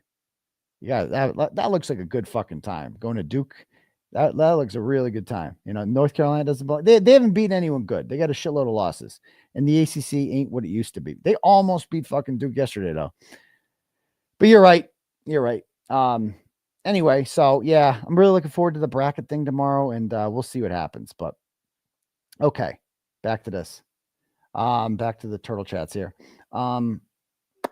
Crystal sends $5, says, if Colin and Allie said that they messaged more through Snapchat than text, why haven't the defense subpoena records from their Snapchat messaging? I don't know. You'd have to ask them. Thank you.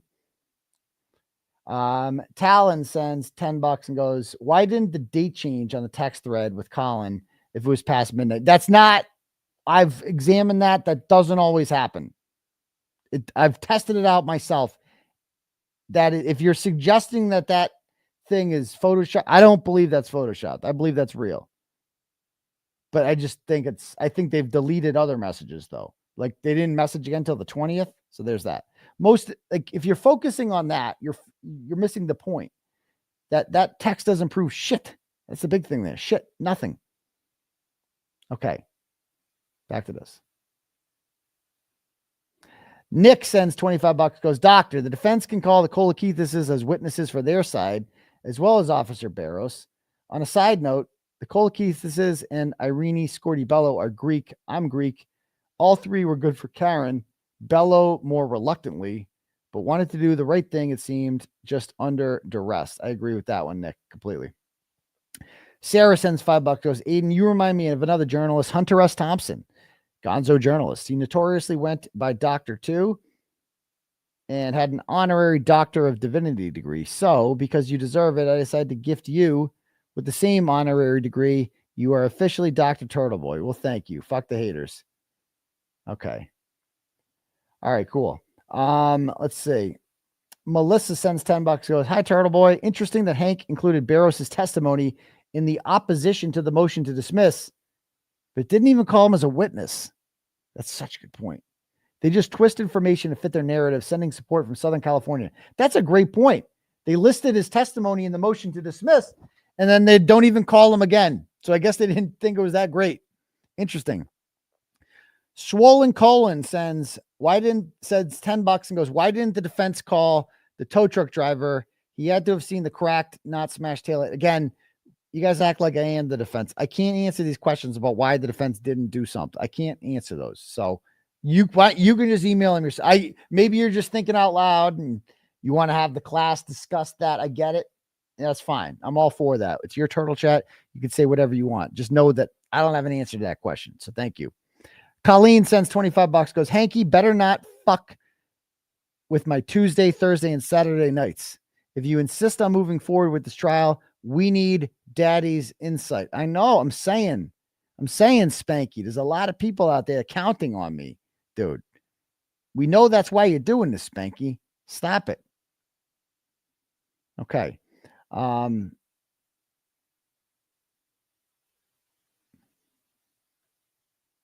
Next. Stephanie sends $25, goes, stay strong. Thank you for pushing this story up the hill and into the people. The evidence of blind deception is staggering. Yes, it is, Stephanie, and it's my pleasure. Miss sends $25, Miss Gold, and says, hey, it's your t-shirt girl from the UK. We are still supporting you how we can. 2 a.m. here, so I'm happy to catch a live. Free Turtleboy. Yes, Miss Gold. We love you over in the UK. Thank you very much. David Reese sends $10, goes, in my opinion, Brennan added you to the list to validate Bev's decision to not allow Betero to join Karen's defense team. Possibly. Amanda sends $10, goes, I saw your tweet about Steve Scanlon. Can you talk more about him? Like, who is he? It was the first time I'd heard about him. Okay, Amanda. So Steve Scanlon is a former corrections officer who I think he worked with the Boston Police Department and knew Brian Albert personally. There's a lot of pictures of them together. He's a private investigator who went to David Yanetti's office on, I believe, February 2nd or 3rd of 2023 and told David Yannetti, according to Yannetti, that he believed, or he knew, he had information that John was not killed by Karen, that John was beaten up inside the house by Brian Albert, an ATF agent, and the nephew. He didn't know the name of the nephew or the ATF agent, but they knew, of course, Karen and them knew at that point that they knew the ATF agent was Brian Higgins, but the nephew, up until that point, until Scanlon came to them and said the nephew, he didn't say Colin, he said the nephew. Up until that point, they had no idea Colin was there at all. None. Now they have this guy coming forward and saying the nephew was there. So this guy kind of spills the beans about it, but it's unclear. He started getting cold feet when they asked him to sign an affidavit. He's like, whoa, I don't want to get involved. I don't want to get involved. So I called Scanlon on the phone, and there are tapes of this conversation out there that have been circulating. And I asked him about this, and he goes, I don't know. I've never told him Colin. He told me. It's like, I know you didn't tell him Colin. You told him the nephew. And I specifically asked him. He told me, he goes, I'm like, so why did you go? Why did you go to David Yannetti to tell him this? He goes, it was just a hunch. It was just a hunch. I didn't know anything for sure. Just a hunch. What made you think that? He told me, well, the injuries didn't add up. The injuries didn't add up. How would you know what the injuries were on February 2nd, 2022? The autopsy photos weren't out, and it wasn't announced anywhere in the media what his injuries were, that there was a lack of bruising to the body, scratches on his arm, nothing like that. So how would you know? And he had no answer. None. So there's just no way he could have known what his story makes no sense. So basically, Steve Scanlon is a guy who wanted to be involved, but not really be involved.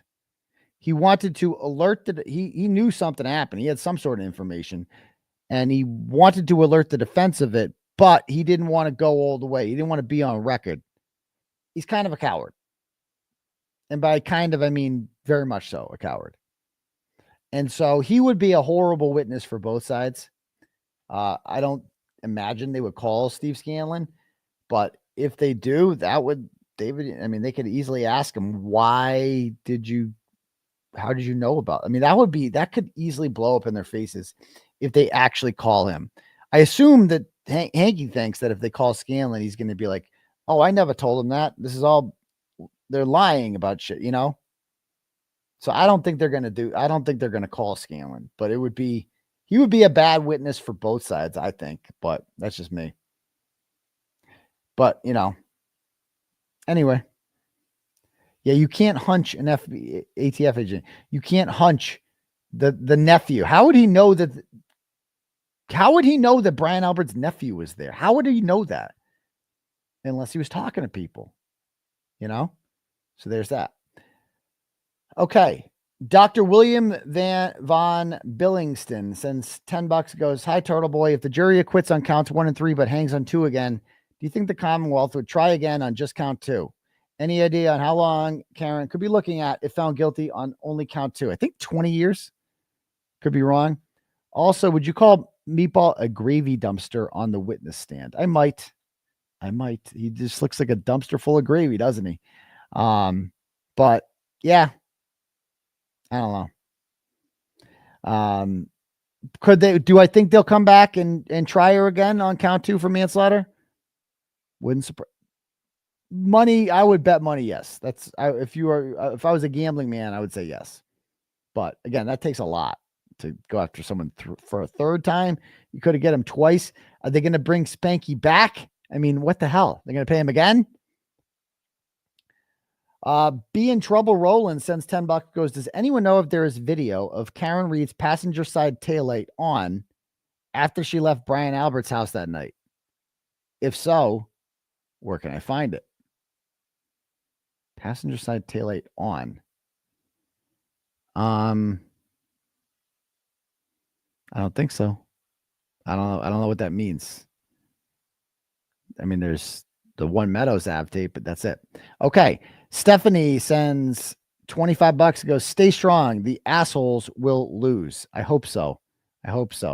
Peter sends $10, goes, you do such a great job. Keep your foot on the gas. Thank you, Peter. I will.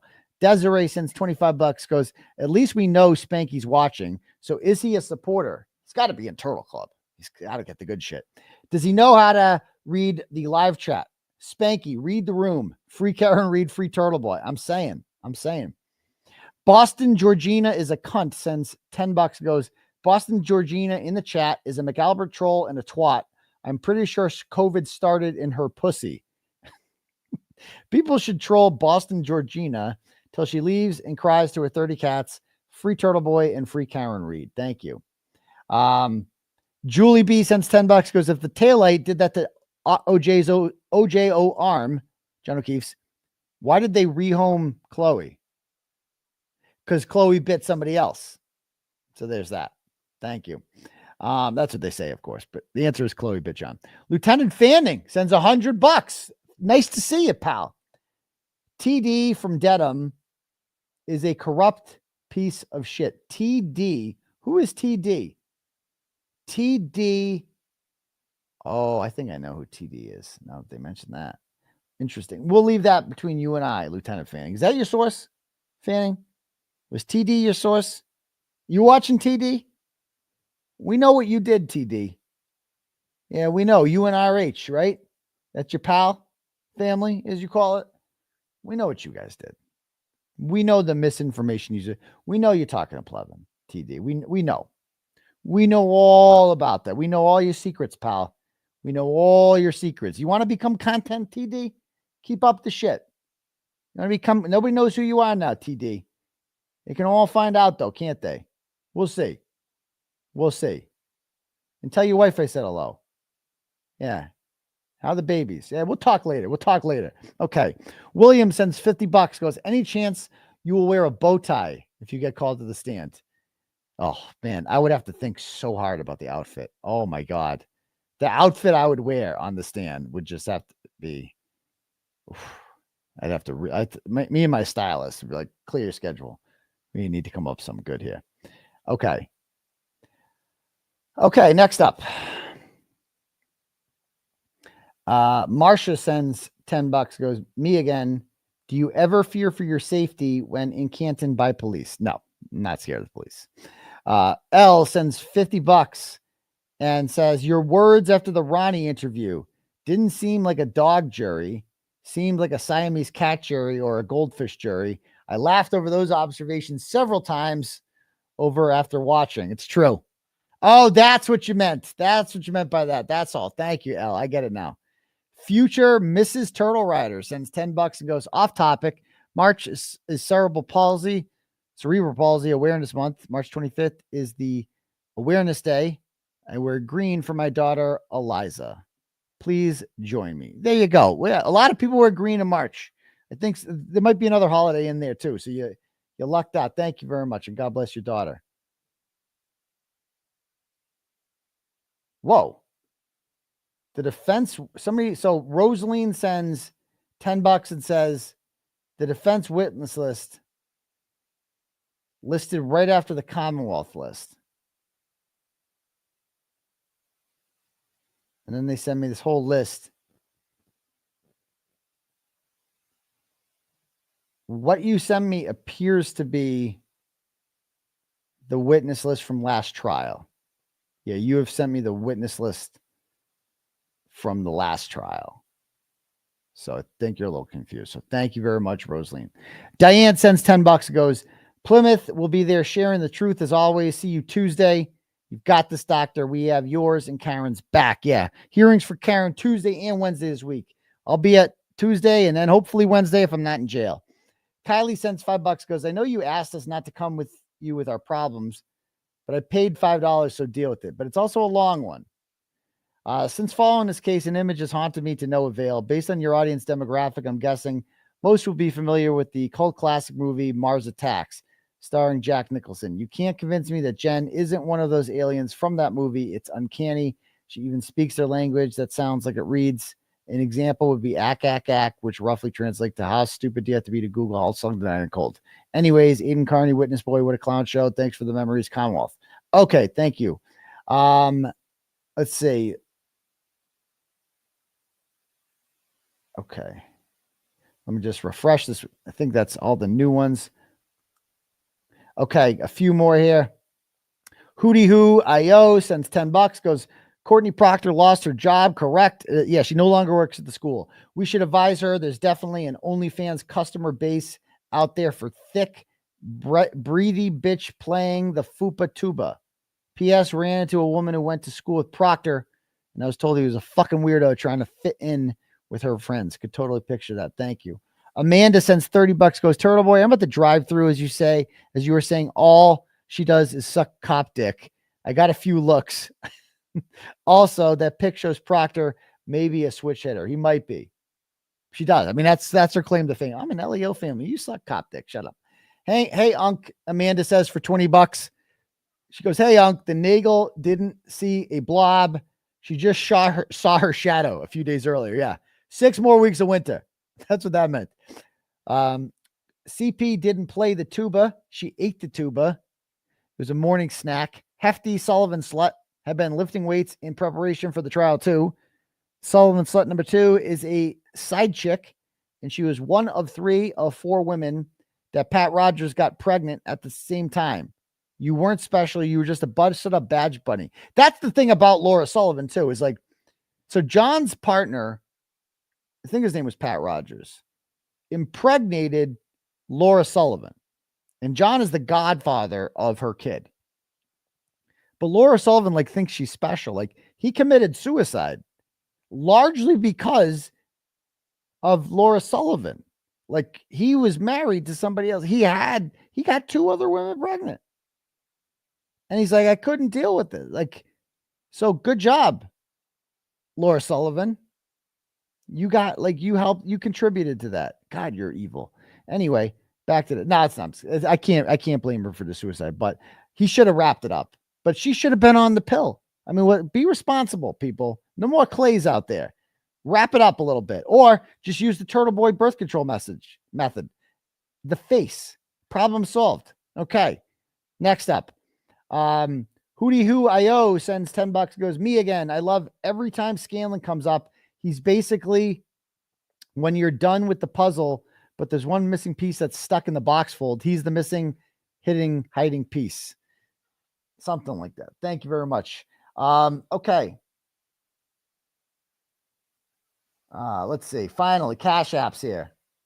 Daniel sends $5 and goes, the court shouldn't the McAlberts stare down the jury. Shouldn't let. I agree, Daniel. Christina sends $5, goes, Runkle, you'd be able to go after the Commonwealth for dollars if uncall. Don't know what that means. Thank you. Peter sends $10 and goes, appreciate what you do. Keep your foot on the gas. Well, thank you, Peter. Paul sends $20 and goes, best regards, A. Timothy. I might have read that already. Okay, cool. That's it for Turtle Chats. All right. Anybody got anything to say? I got more shit on the witness list I need to go over, but doing some research on some of these people. There's more. But anyway, anybody got anything? Were you able to watch your hearing? Right now it's scheduled for 9, but my attorney's trying to get that moved to like afternoon. We'll see. Am I going to the parade tomorrow? Which is the parade in Southie or Worcester? Is the South parade tomorrow? I forget. Or the Worcester parade. Either way, I'm probably not going to go. Maybe I will. I don't know. I'd have to I guess I got my son. I could take him there. The Southie parade's tomorrow. Did the Worcester parade happen already? Did I miss it? Yeah, I'm not going to Southie for the parade. Are you fucking kidding me? That place is a zoo. I'm too old for that shit. I'll watch the fights on World Star later on. Worcester is tomorrow. Okay. Both are tomorrow. Usually Worcester is the week before the Boston one. Okay. We did get a response from Helena. She said she's looking into it. Sure she is. Okay. Thank you.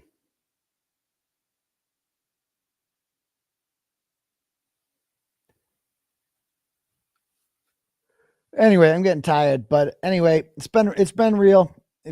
We got 6,100 people here watching at 12:17 a.m. I love all you fine people, and thank you for the support. Hopefully, we'll see you guys, some of you people at court on Tuesday for Karen Reed's hearing. Pray for your boy. No jail, no bail revocation over some bullshit. And we will see you guys all for the rest of the show. Hopefully Tuesday night. That's the plan. Peace, Turtle Riders.